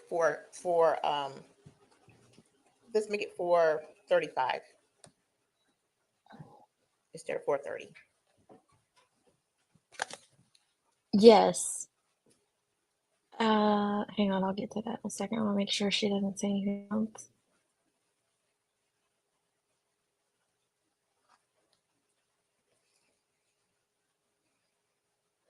Girl, that's a fact. Thank you. Let me ask you, can you easily get the jurors outside so they can get a little fresh air? Would that take us longer than 20 minutes to get them down and out? All right, let's do that. I have a feeling this may take a while. Okay, all right. Thank you. We're in recess. Well, now I want to know who the next witness is. Okay, let me zoom. We are back. We are back about 7 minutes, so my pausing will help us a little bit. Won't be as long of a break to us, but they should be back in about 10 minutes. Yes, so anything that is said to the DA, even when they're prepping witnesses, it's considered, what would that be, like discovery? It has to go to the defense. So they picked that out of what was said. So even though, he didn't question her on it, because it was done in his presence, the defense was allowed to bring it in and commentate on it. And she kind of played right into that, and they sparred back and forth. It is what it is. Do I think it I think that one was a wash, honestly. I don't think it helped prosecution. I don't think it boosted the defense either. I think that one was a wash. Nancy Grace is sitting in her studio with nipples harder than they've ever been since Casey Anthony. Oh, yeah, I bet we're gonna hear from Nancy on that one. No, I don't think it hurts the case at the end of the day. I agree with you, yep. I don't think it hurts the case. I just think that the jury is going to find her previous statements about Quinton credible. I just don't think they will. I wonder if I don't know. But apparently this one's going to be a long one. So, um, maybe, maybe. I need a cigarette after that. I do not smoke weed, be gross. Uh, they wouldn't. Yeah, if I mean, she takes a lot of breaks. I have seen where they typically do like a 15-minute mid-morning, then they do a lunch, and then another 15-minute, and occasionally an extra one thrown in there if need be. But typically they have like sidebars and stuff where they send the jury back to the jury room so they don't throw in a bunch of extra breaks. Well, she still has those and continues with the breaks. She likes her breaks. It is moving quicker than I thought it would be. Yes, it was a she witness, whoever it is. Yeah, all the hydration and pee breaks, absolutely. I think it might be. Billy Joe might be. Or the neighbor, or the babysitter. That's what I meant by neighbor. We will see. I do like the judge too. I absolutely do. And honestly, after those last 2 witnesses on the stand, she deserves a break. She absolutely deserves a break. She don't smoke, but she gonna go have a cigarette. Ah. I don't know if the daughter will testify, Katie. I've wondered that, but I'm not sure. Oh, there is a jury in Boone. They have seated a jury. Holy cow. So when are they gonna start? Uh, Bindi, like when are they gonna start her trial? I think it goes to the persecution that they have a witness that's willing to be made fun of in order to get justice. That's, you know, I get that. Yeah, I don't think it helped either. I don't think it helped either side. That's why I'm wondering, Scott, when the opening statements will be. Oh, tomorrow. Opening statements tomorrow.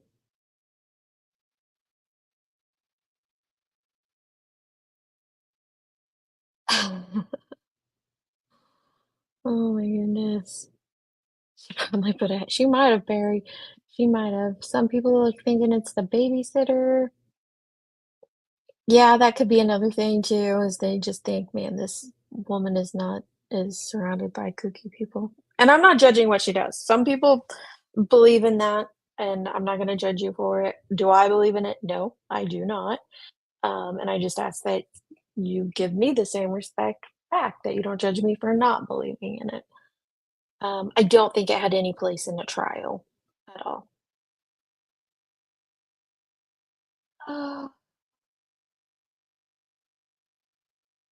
I know. If she woulda like, if he woulda took her up, oh man, like, if they woulda actually done that. I can't. Yeah, that's what I'm saying, Tater. After both those people, we all need a break. Oh my goodness.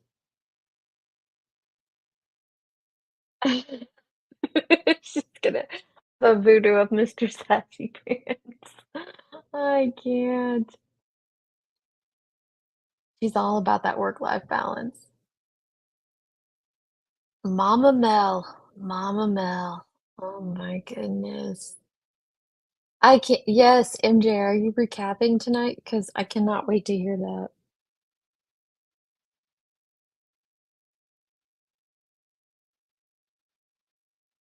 So Pippi believes, I 100% believe her about what she heard Leilani say to Quinton while on the phone. The seance would have been better accepted had she said, while praying, God spoke to her and told her what. I don't even know if that would have been better accepted. I don't think it would have at all. I don't. Um, but I do appreciate her being honest. The defense brought it to her and said, "Is this not true?" And she was honest. I mean, yeah, if she would have lied, it would have looked horrible too. So I do appreciate her being honest. I think it was the attitude, the sass back and forth, but her attitude probably helped discredit her in the eyes of at least some of the jurors. You gotta remember the jury is made up of me and you. It's everyday people like me and you, and so there's going to be the same as in this chat room, there will be people that find her credible because they absolutely do believe in, uh, seances and speaking with those in the afterlife, and then there are gonna be people who do not believe in that and will find her not credible. So, they'll have to take all of this into the totality of what they decide.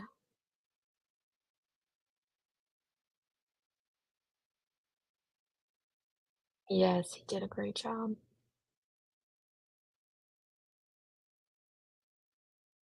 I know, it's just it was weird just kinda how she started, "I'm a mom." Judge Newsom would have been he'd have been like, "Okay, we're gonna call it a day." Opening statements tomorrow, there's a few matters to clear up, that's in Boone. Are you gonna cover Boone tomorrow then, or the trial?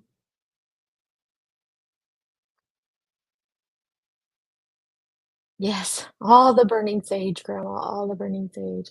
Y'all went nuts in the chat. I'm so far behind.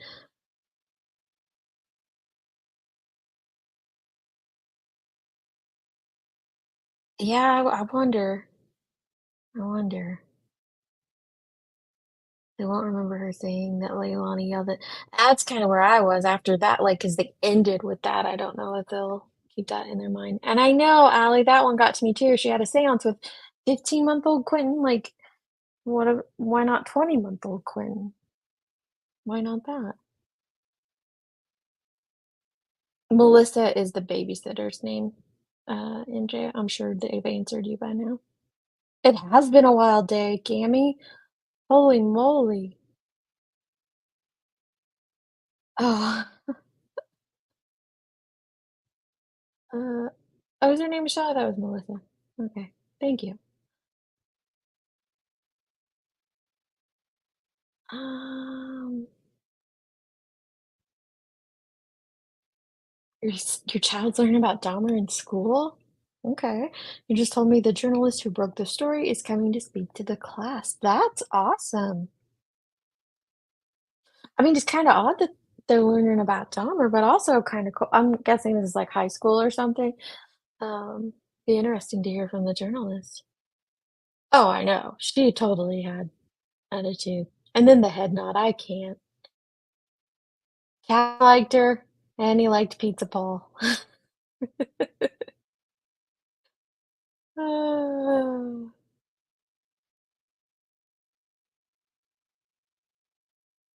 Okay, that's a great question. Yep. So even if you don't believe the seance and what she does, do you discredit what she claimed to have witnessed?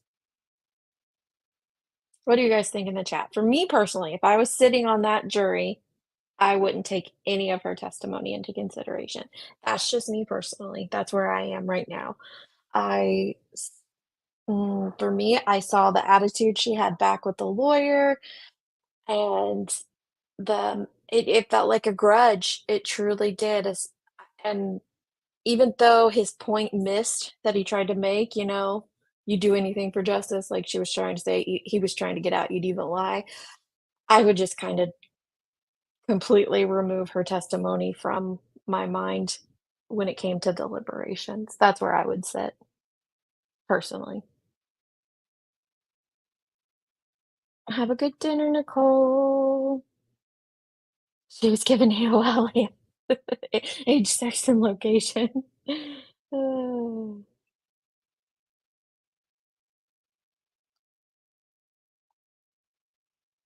Yeah, I get what you're saying. Like, yeah, being a mom doesn't mean you know all the mom things. Gosh, we as moms, we learn daily. It doesn't make us an expert in momming. I thought it was Diane. Is it? Yeah,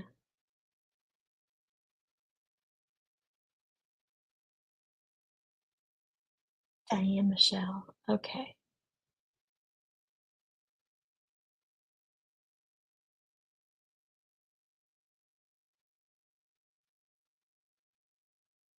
Okay, yeah, I auto-corrected myself.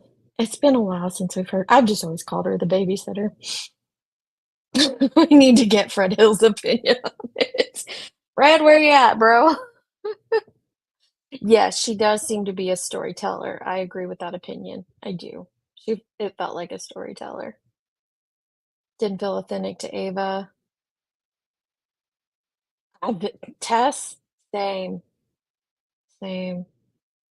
Ween boy's biased, so he doesn't know. Ween baby. Why did I think that said ween boy? Her demeanor and disrespect towards the attorney would have made me find her not credible. For me, she'd go in the fuck it bucket. Exactly, exactly. That's kind of where I'd put her. Yeah, you could tell straight out of the gate she didn't like the defendant. Whereas with Paul, he said things both ways. Like he said disparaging things against Danny, but he said disparaging things against Leilani. I found him credible because he was just putting it all out there on Front Street. Like, yep, Now, on when the defense was crossing him, he did seem to have some more resentment towards Danny, but I still found him credible. The prosecutor must have warned her that she was going to get ripped, and she said, "Bring it." Yeah, that's true. I know, I love the bucket. That's awesome. The candle was, I know, I was a little like, okay, you saw him in a candle. All right. Okie dokie. Yeah, that's probably why I thought it said Wayne Boy. I don't even remember her name either perfectly. That's how much I would have just taken her out of it. Oh. Oh, it's right here on the screen, Melanie. Um,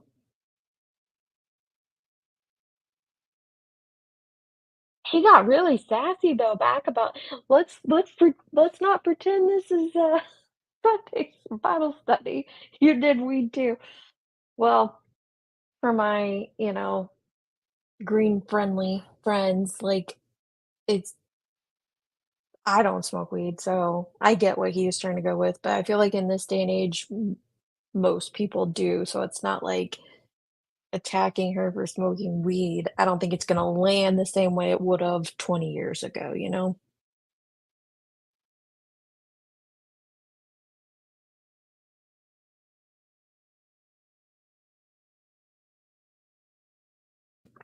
Sorry, I had to blow my nose.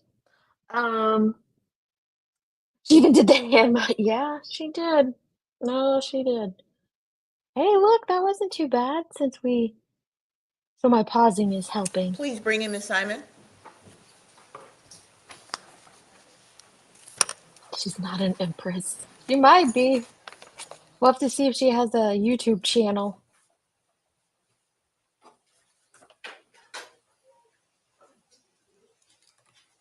Finally caught up. Yay. That's what I'm thinking, Rumi. It doesn't hit like it would have. It's a little warm. Hey, hippie chick. Good to see ya.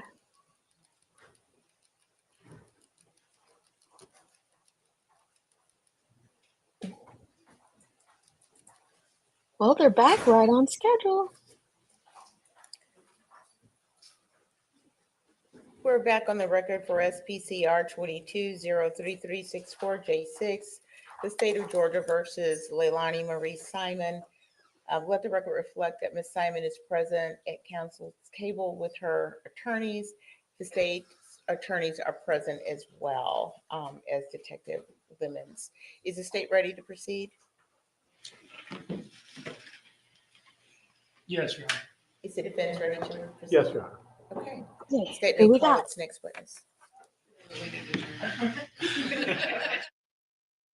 Uh-oh. Please bring in the jurors. Oh, she has done this all day. She has forgotten the jury all day. I hear you. It's too funny. At least the last 4 witnesses, she has forgotten the jury at different times. She's just like, we'll do it without them.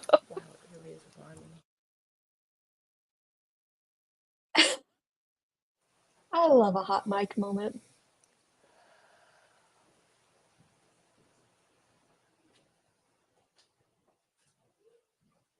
She is on Friday mode, Mama the Gladiator.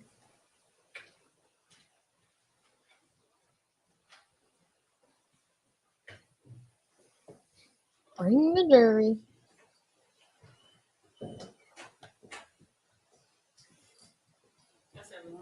All right, thank you, Birch. Everyone, please have a seat.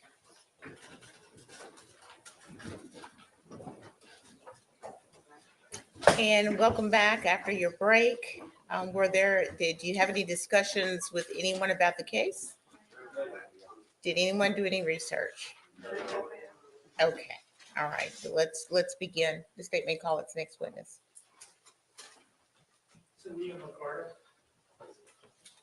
Who? Someone the car.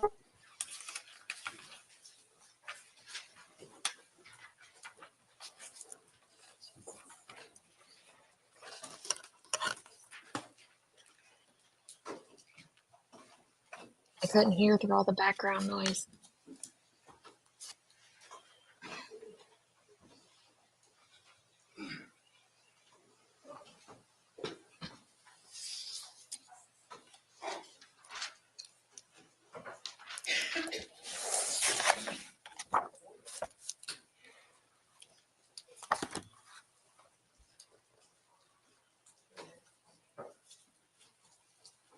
Step this way, ma'am.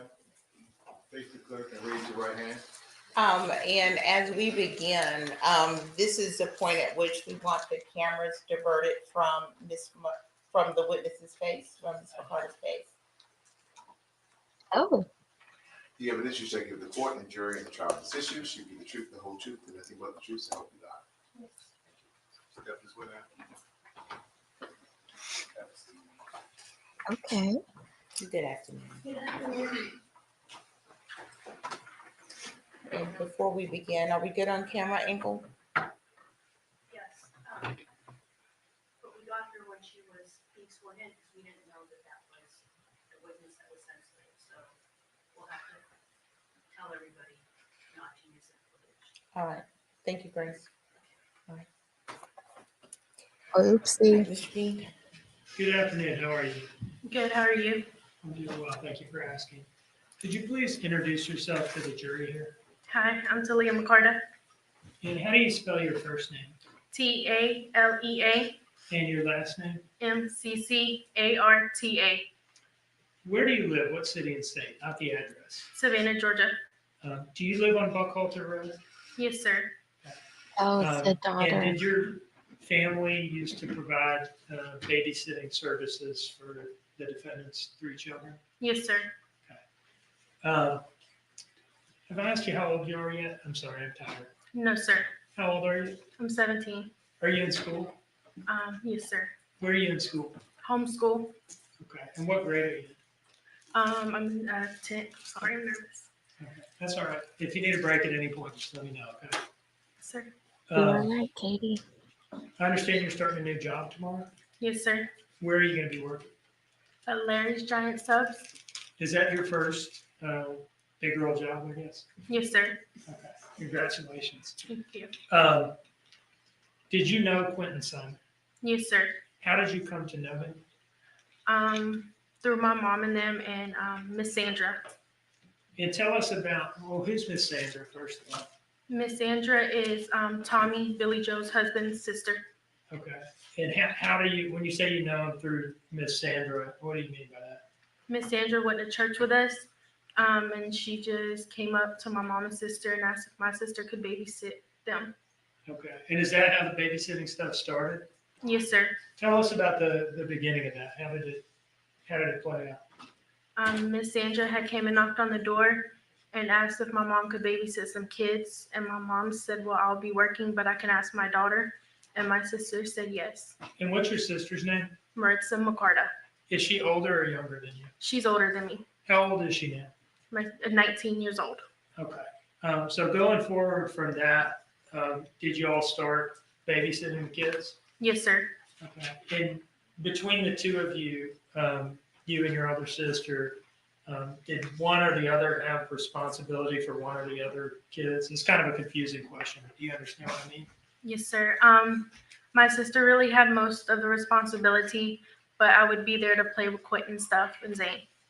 Were you and your sister, were you or her closer to Quinton than the other?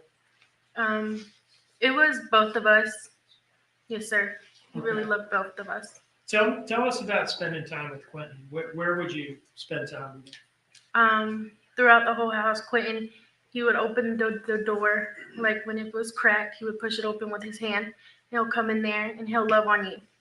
What door are we talking about here? The bedroom door.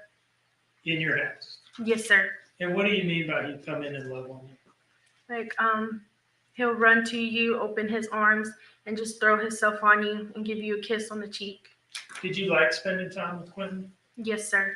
Now, was there ever a time where you spent time around Quinton and Leilani together? Yes, sir. And during those times, did you ever see her treat him in a way that upset you? Yes, sir. Can you tell us about any of those times? With the console, like the PlayStation remote control, when she said that Quinton had got a hold of it, and it was the night before, and I guess she still got mad talking about it, so she pushed him down. Okay, let's break that down a little bit. Where were you when this push happened? She was by the tiki bar, and I was by closer towards the pool where the little step is. Okay, so whose house were you at? Billy Joe's. Okay. You're out back between the tiki bar area and the pool. Yes, sir. Okay. And what was it that caused Leilani to push Quinton? She got mad because he had supposedly broken the controller to her PS4. Okay. And how did this come up? When I walked up, I asked her if I could get Quinton, and she said, yes, please take him. And then she just led off the conversation because he got a hold. I'm pretty sure she said it was her brother's controller, and he was going to be mad at her. And what time of day was this? I'm going to say around 2. In the afternoon, I presume? Yes, sir. Okay. You said you came up. Where were you coming from? I was coming from my mom's house. And where was Leilani? Leilani was outside. Okay. In the back there? Yes, sir. And where was Quinton? Quinton was inside. Okay. And you said you were coming over to see if you could get Quinton. Yes, sir. What do you mean by that?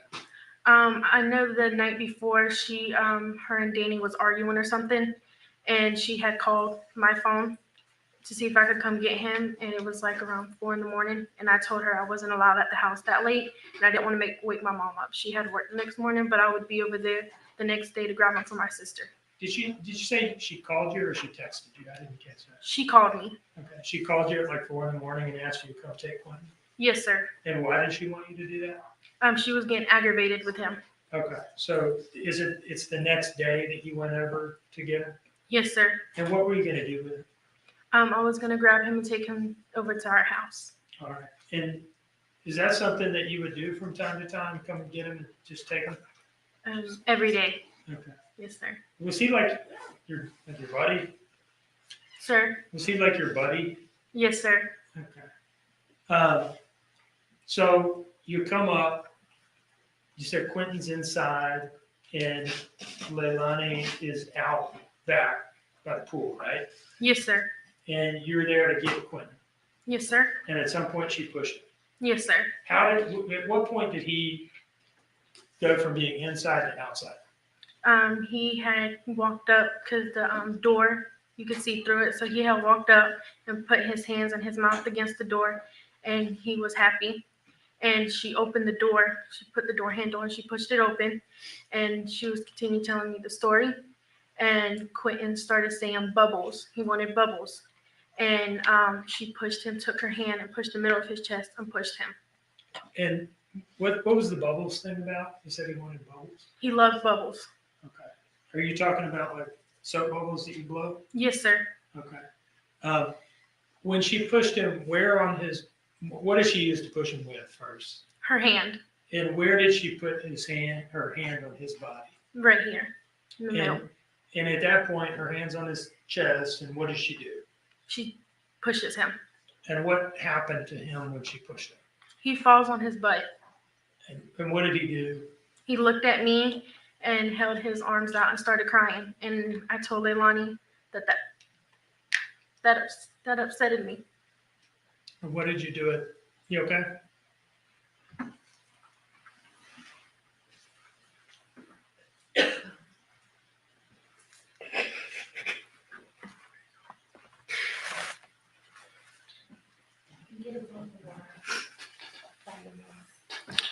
I'm good. I'm sorry.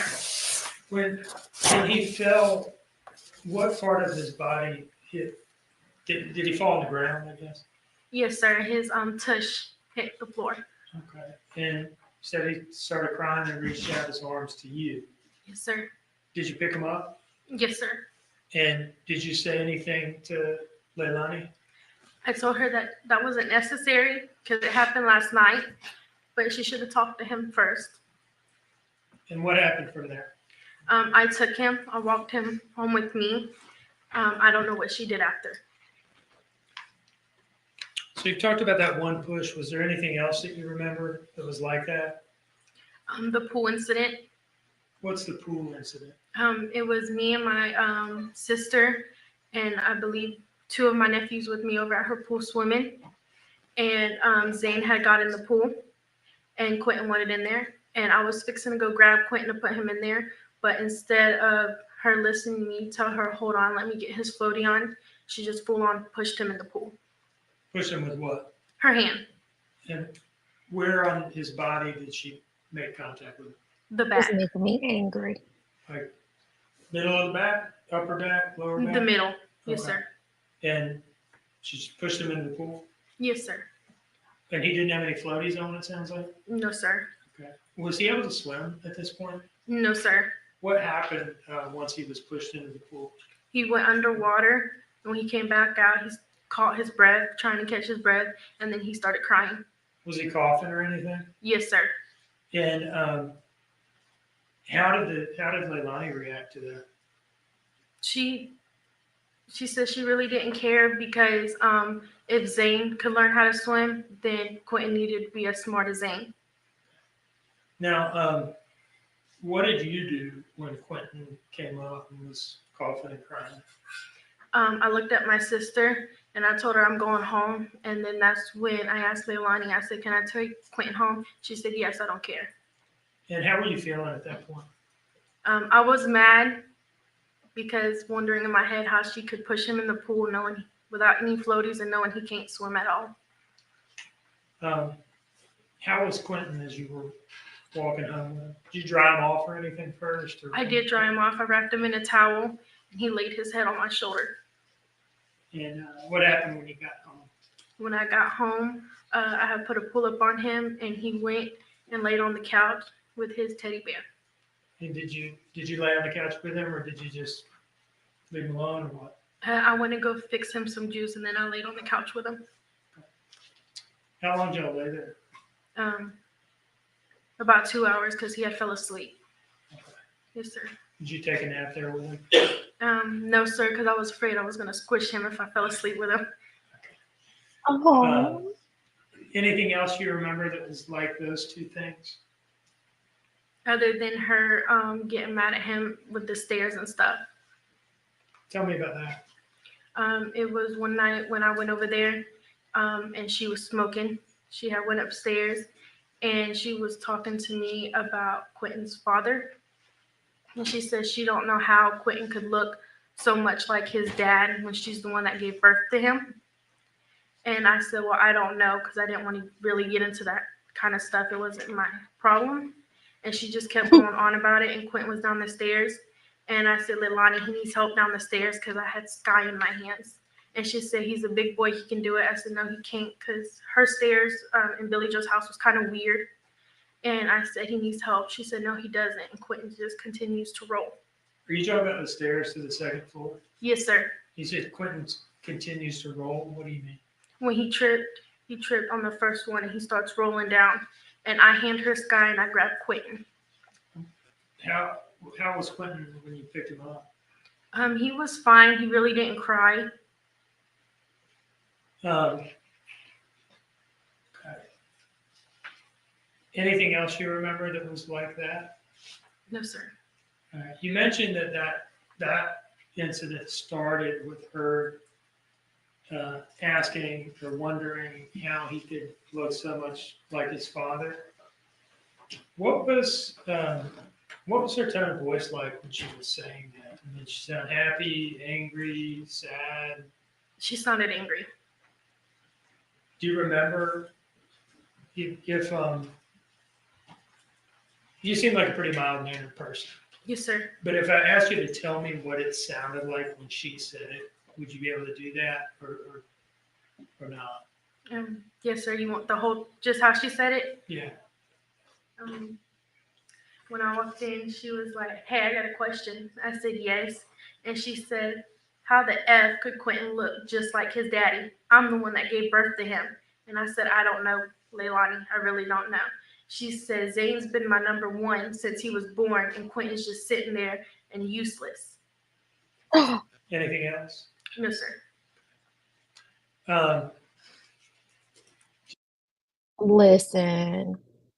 listen. Her say, did she just say, fuck that? This is really rough. This is really rough to hear.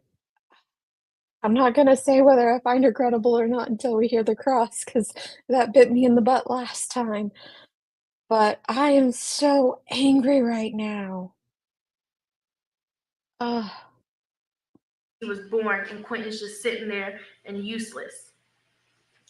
Anything else? No, sir. Do you remember telling us last week about an incident where Leilani hit Quinton in the face? I think backhanded was the word you used. Yes, sir. Do you remember telling Oh, us shut about that? Yes, sir. Can you tell us about that now? From the beginning, correct? Yeah. Zane and Quentin was out in the street. I was walking to the shed because that's where our laundry room that is. Were you at your house at this point? Yes, sir. Okay. And you said you have a laundry room in the shed. Yes, sir. So what were you walking out to the shed to do? Do my chore, which was transfer the clothes from the washer into the dryer. And at what point did you see Zane and Quinton? When I was going towards the shed. And what were they doing? They were by the mailboxes on the other side of the road, going inside the ditch. Okay. Were they in the road or next to the road or what? They were in the road. Okay. And were there any adults with them? No, sir. What time of day was this? It was a little bit in the morning. I'm gonna say around 11 or 12. Okay. And when you saw them out there, what did you do? I ran Ran where? to get Quentin and Zane. What happened next? As I was going to get them, there was a white car passing with a lady inside of it. I'm sorry to stop you. I don't mean to interrupt you because you asked from the beginning and I did say yes, right? Yes, sir. But I don't want you to tell us anything about what anybody said to you other than things that the defendant said to you. Okay? Yes, sir. So let's skip the white car part, all right?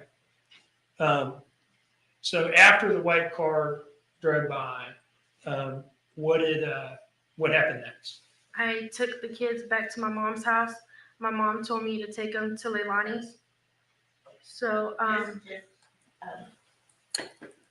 Don't testify about anything anybody else said. yes, sir. Okay? All right, thank you. Okay, so you went back to your house and you said at some point, did you take them back to Leilani's house? Yes, sir. And why did you do that? My mom told me to. Okay. And where did you take them when you took them back?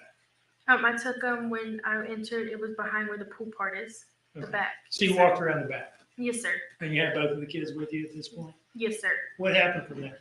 I kept knocking on the door. Leilani would not answer. And I kept banging and banging. I just continued to bang until she answered. She came outside and I said, Leilani, Quentin and them was on the road and she was asleep. And instead of her taking the knowledge of what she had done and wasn't awake with them, she just backhanded Quentin in the face. Can you describe that in a little more detail? What did it look like? She raised her hand all the way back and she just backhanded him. When she did, his head hit the concrete. Where on his face did her hand hit him? Right here. And you're gesturing, I gotta say this for the court reporter and transcript and all that, you're gesturing towards like your cheekbone? Yes, sir. Okay. And you said that this knocked him down? Yes, sir. Did she hit him hard? Yes, sir. And when he fell down, what happened? I looked at her and then he started crying. He got up when I lifted him up. He got up and he ran to me and he started pointing to my mom's house. Did you say that his head hit the concrete out there? Yes, sir. Okay. And he ran to you and you said he started pointing? Yes, sir. Pointing directions to my mom's house. Were you holding him at that point or was he still on the ground or what? I think it was after a minute I did pick him up. Yes, sir. Okay. And his pointing towards your house, what did you take that to mean? I knew he wanted to go with me, but Leilani wanted them to stay. Okay. Did you take him home? I believe I took Quentin home because she didn't want me taking Zane home. Were there any other incidents you remember that involved the defendant, Leilani, pushing him, hitting him, or anything like that? No, sir. Okay. Was there anything that you heard, other than what you've already mentioned, and you've talked about some of this stuff, was there anything that you ever heard her say that caused you to believe that she didn't like Quentin or didn't feel the same way about him as she felt about Zane? Yes, sir. Can you tell us about those things that If the ones that you haven't mentioned yet? Yes, sir. She would call me over there and ask if she could talk to me. And I would go over there and she would just complain about Quentin, how Quentin wasn't like Zane. He wasn't smart like Zane. And that the only reason that she loves Zane and she didn't love Quentin is because Zane's been through everything with her and Quentin hasn't been through nothing. Did she ever point blank tell you anything about whether she had any feelings of love or affection towards Quentin at all? Yes, sir. She told me she did not love him at all. She said that to you. Yes, sir. Where was that when she said that? We was on the back porch. He was in like on the back porch. There's like a play area with a gate. Is that with the brown couch in it and the slide and stuff like that? Yes, sir. Okay. And who was you were out there? Was Quentin out there? I was in the play thing with Quentin, and she was by the tiki bar. Okay. How did that come up? That she's saying that about Quentin at that time? She was mad at Danny. Okay. Yes, sir. And how did it get on to Quentin and saying that about Quentin? Because Quentin was making noises with his mouth and saying he was calling out for Danny. He kept saying, Danny, Danny. And she kept getting mad about that. She was mad at Danny at the time? Yes, sir. Is that what you're saying? Yes, sir. And Quentin was calling out for Danny? Yes, sir. And that's what led up to her saying that thing about Quentin? Yes, sir. Okay. It sounds like Quentin wanted Danny all the time. Because we've heard this out of 3 witnesses now. 3.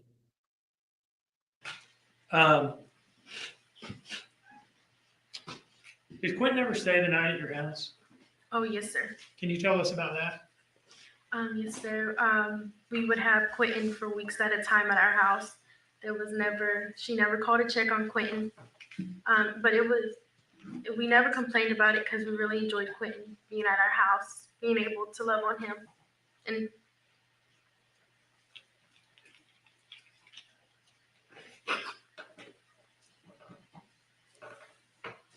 Oh, she's probably crying. Oh, poor girl.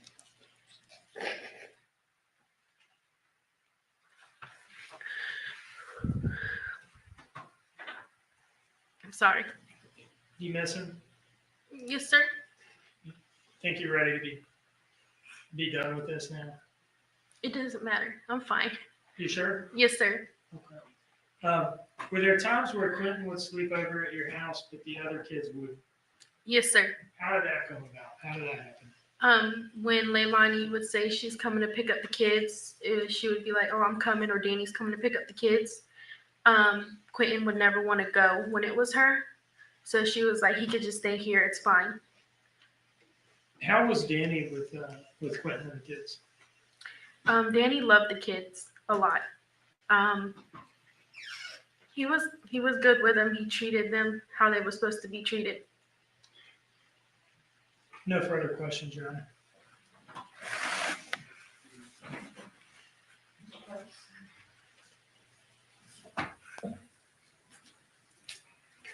Em, the last time Oh, you were asked to talk about these incidents, okay. I see what they're doing here. They're gonna go with the softer approach.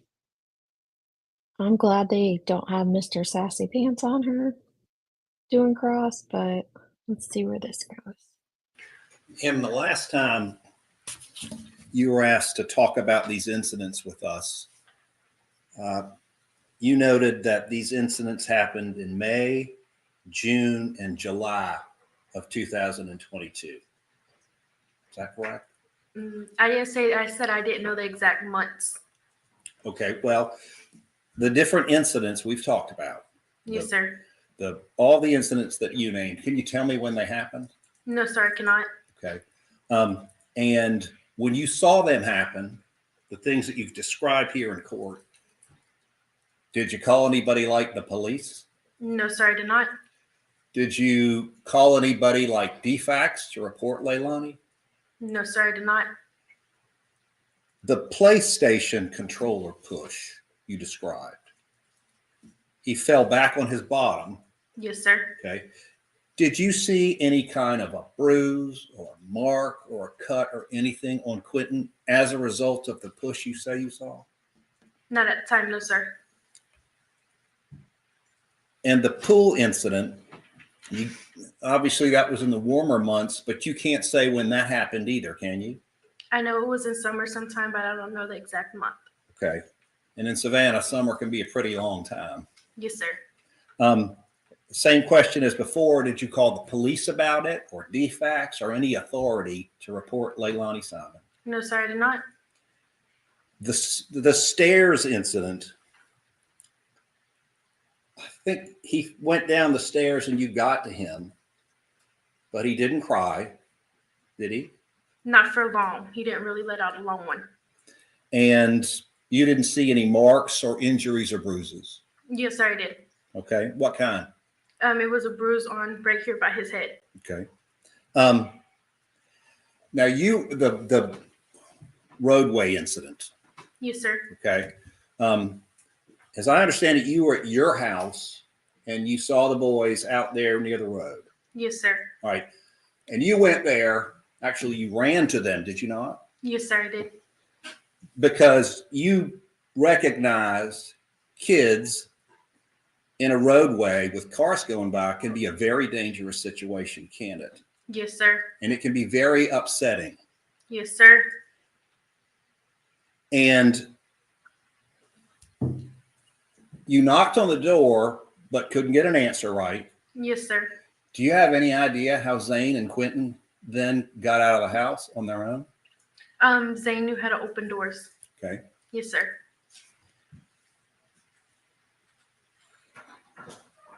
And right now, in recounting these different incidents, you can't give an exact date about when they happened, can you? No, sir, I cannot. And we've already established you didn't call the police about it, call any authority or any DFACS to report what happened. No, sir, I Asked did and not. answered. Thank you. Asked and answered. When these things would happen, was there anybody you tell? I would tell my mom. No further questions. Ms. McCarter, you're excused. Thank you.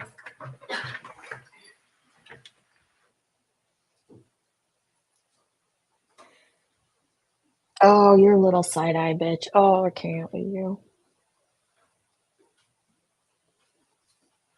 I know. Like, Remy, would she even know to call CPS at 15? I wouldn't have. Mr. Dean, you may call your next witness. Is this the witness that's expected to take some time? Yes, ma'am. On second thought, maybe we'll take a stop. Oh, are we calling it? So, ladies and gentlemen, I am going to excuse you for the evening. We're going to reconvene tomorrow morning at 9:00 a.m. I think by now you know the routine. I will instruct you not to discuss the case, not to do any research, not to allow anyone to discuss the case around you. Please do not consume any media regarding this case. All right. And with that, you're excused. Jurisdiction.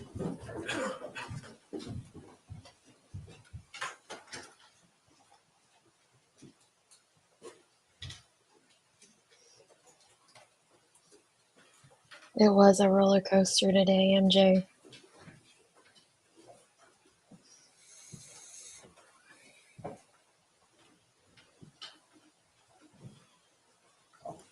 Yeah, it was cute.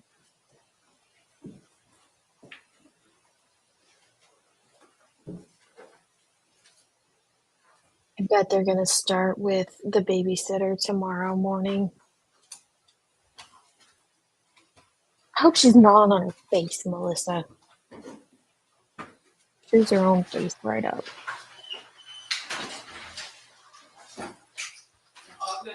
Thank you. All right, is there anything that everyone can have a seat. Is there anything that we need to take up before we stop for the evening? From the stage? I don't think so, Your Honor. Nothing that comes to mind. Mr. Hilliard? Nothing from the defense, Judge. Okay, we'll start up again in the morning at 9:00 a.m. At this time, we are in recess. Oh, I hear you, Tater. Mad fat breathing for sure. Like, what the heck? This was a wild one, you know? Some people might not like Paul's personality. You might find him off-putting. I think he was just what this trial needed today wedged in there, but it is a lot. Yeah, Bindi, you're back in here now. I mentioned it earlier. I didn't see if you responded when I asked earlier, are you gonna stream Boone or Leilani tomorrow morning? It's a super moon, is it?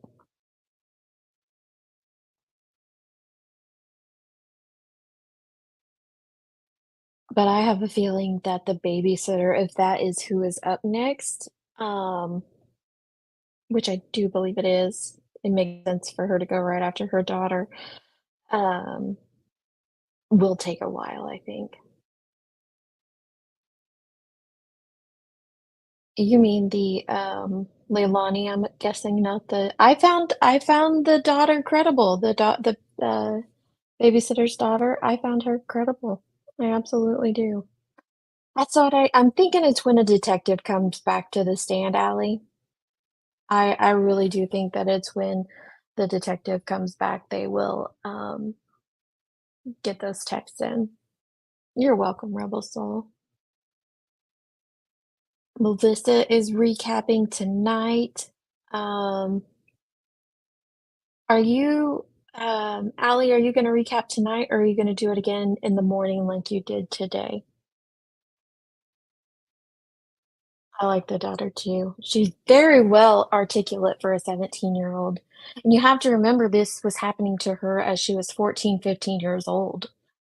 It's kind of why, it's infuriating because the jury and the defense are looking at a 17-year-old, and I'm sure she looks like a young woman, but the fact is, at the time, she was 14, 15, barely in high school. So, of course, she wouldn't know to call CPS.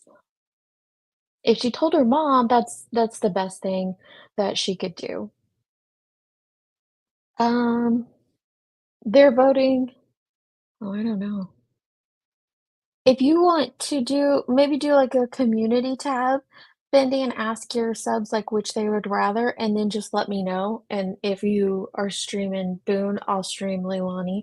And if you're streaming Leilani, then I won't. So just let me know either way. Allie's probably behind.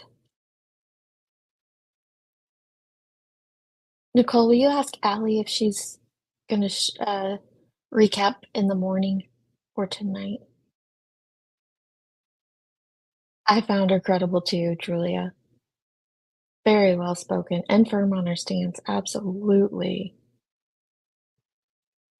Right. And that is something I'm interested in hearing because we know before this trial started, what we heard back then was that she hadn't called, then she had called, then that was recanted.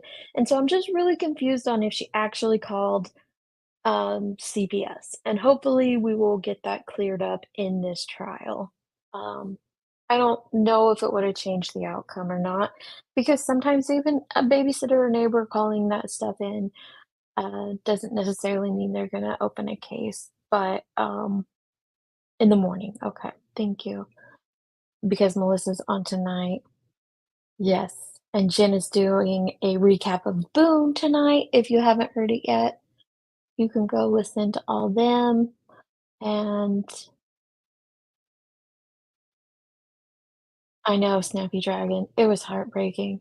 I was just more angry throughout her testimony, not at her, of course, but watching Leilani, I was just angry.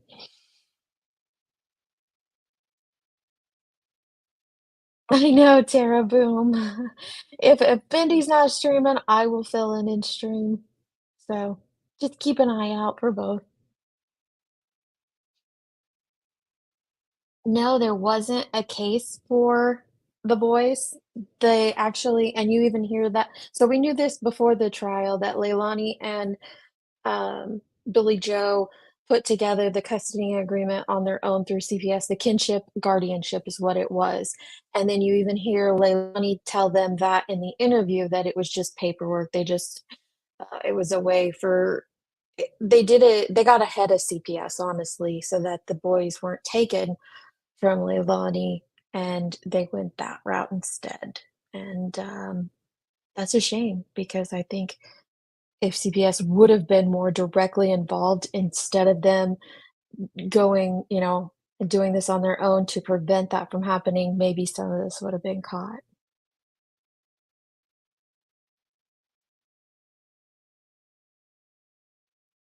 You're welcome. Thank you, Southern Gal. Thank you for being here for 6 months. All right. I think the babysitter was scared of Billy Joe. I do too. And having seen that showdown, Joe knew what her daughter was like, but still made a big drama with the baby. Yeah, absolutely.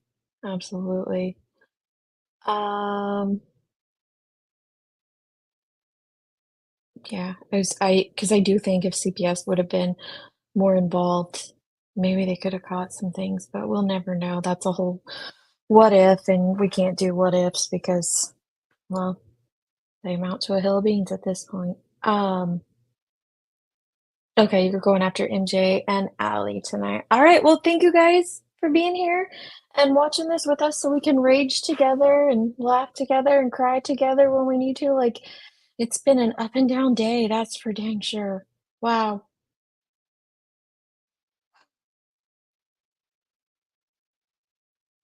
Yes, that's what set Billy Joe off is she was planning a prayer vigil and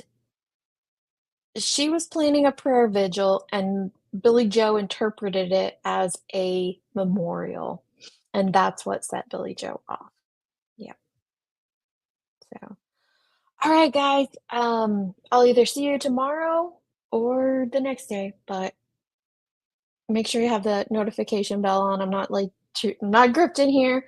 Lindsay, if you're hearing this, this isn't a griftmas, but just have the notification bell on. So if we do stream instead of Jen Lou, you'll get a notification for this. And I will see you guys on the next one. Love, love.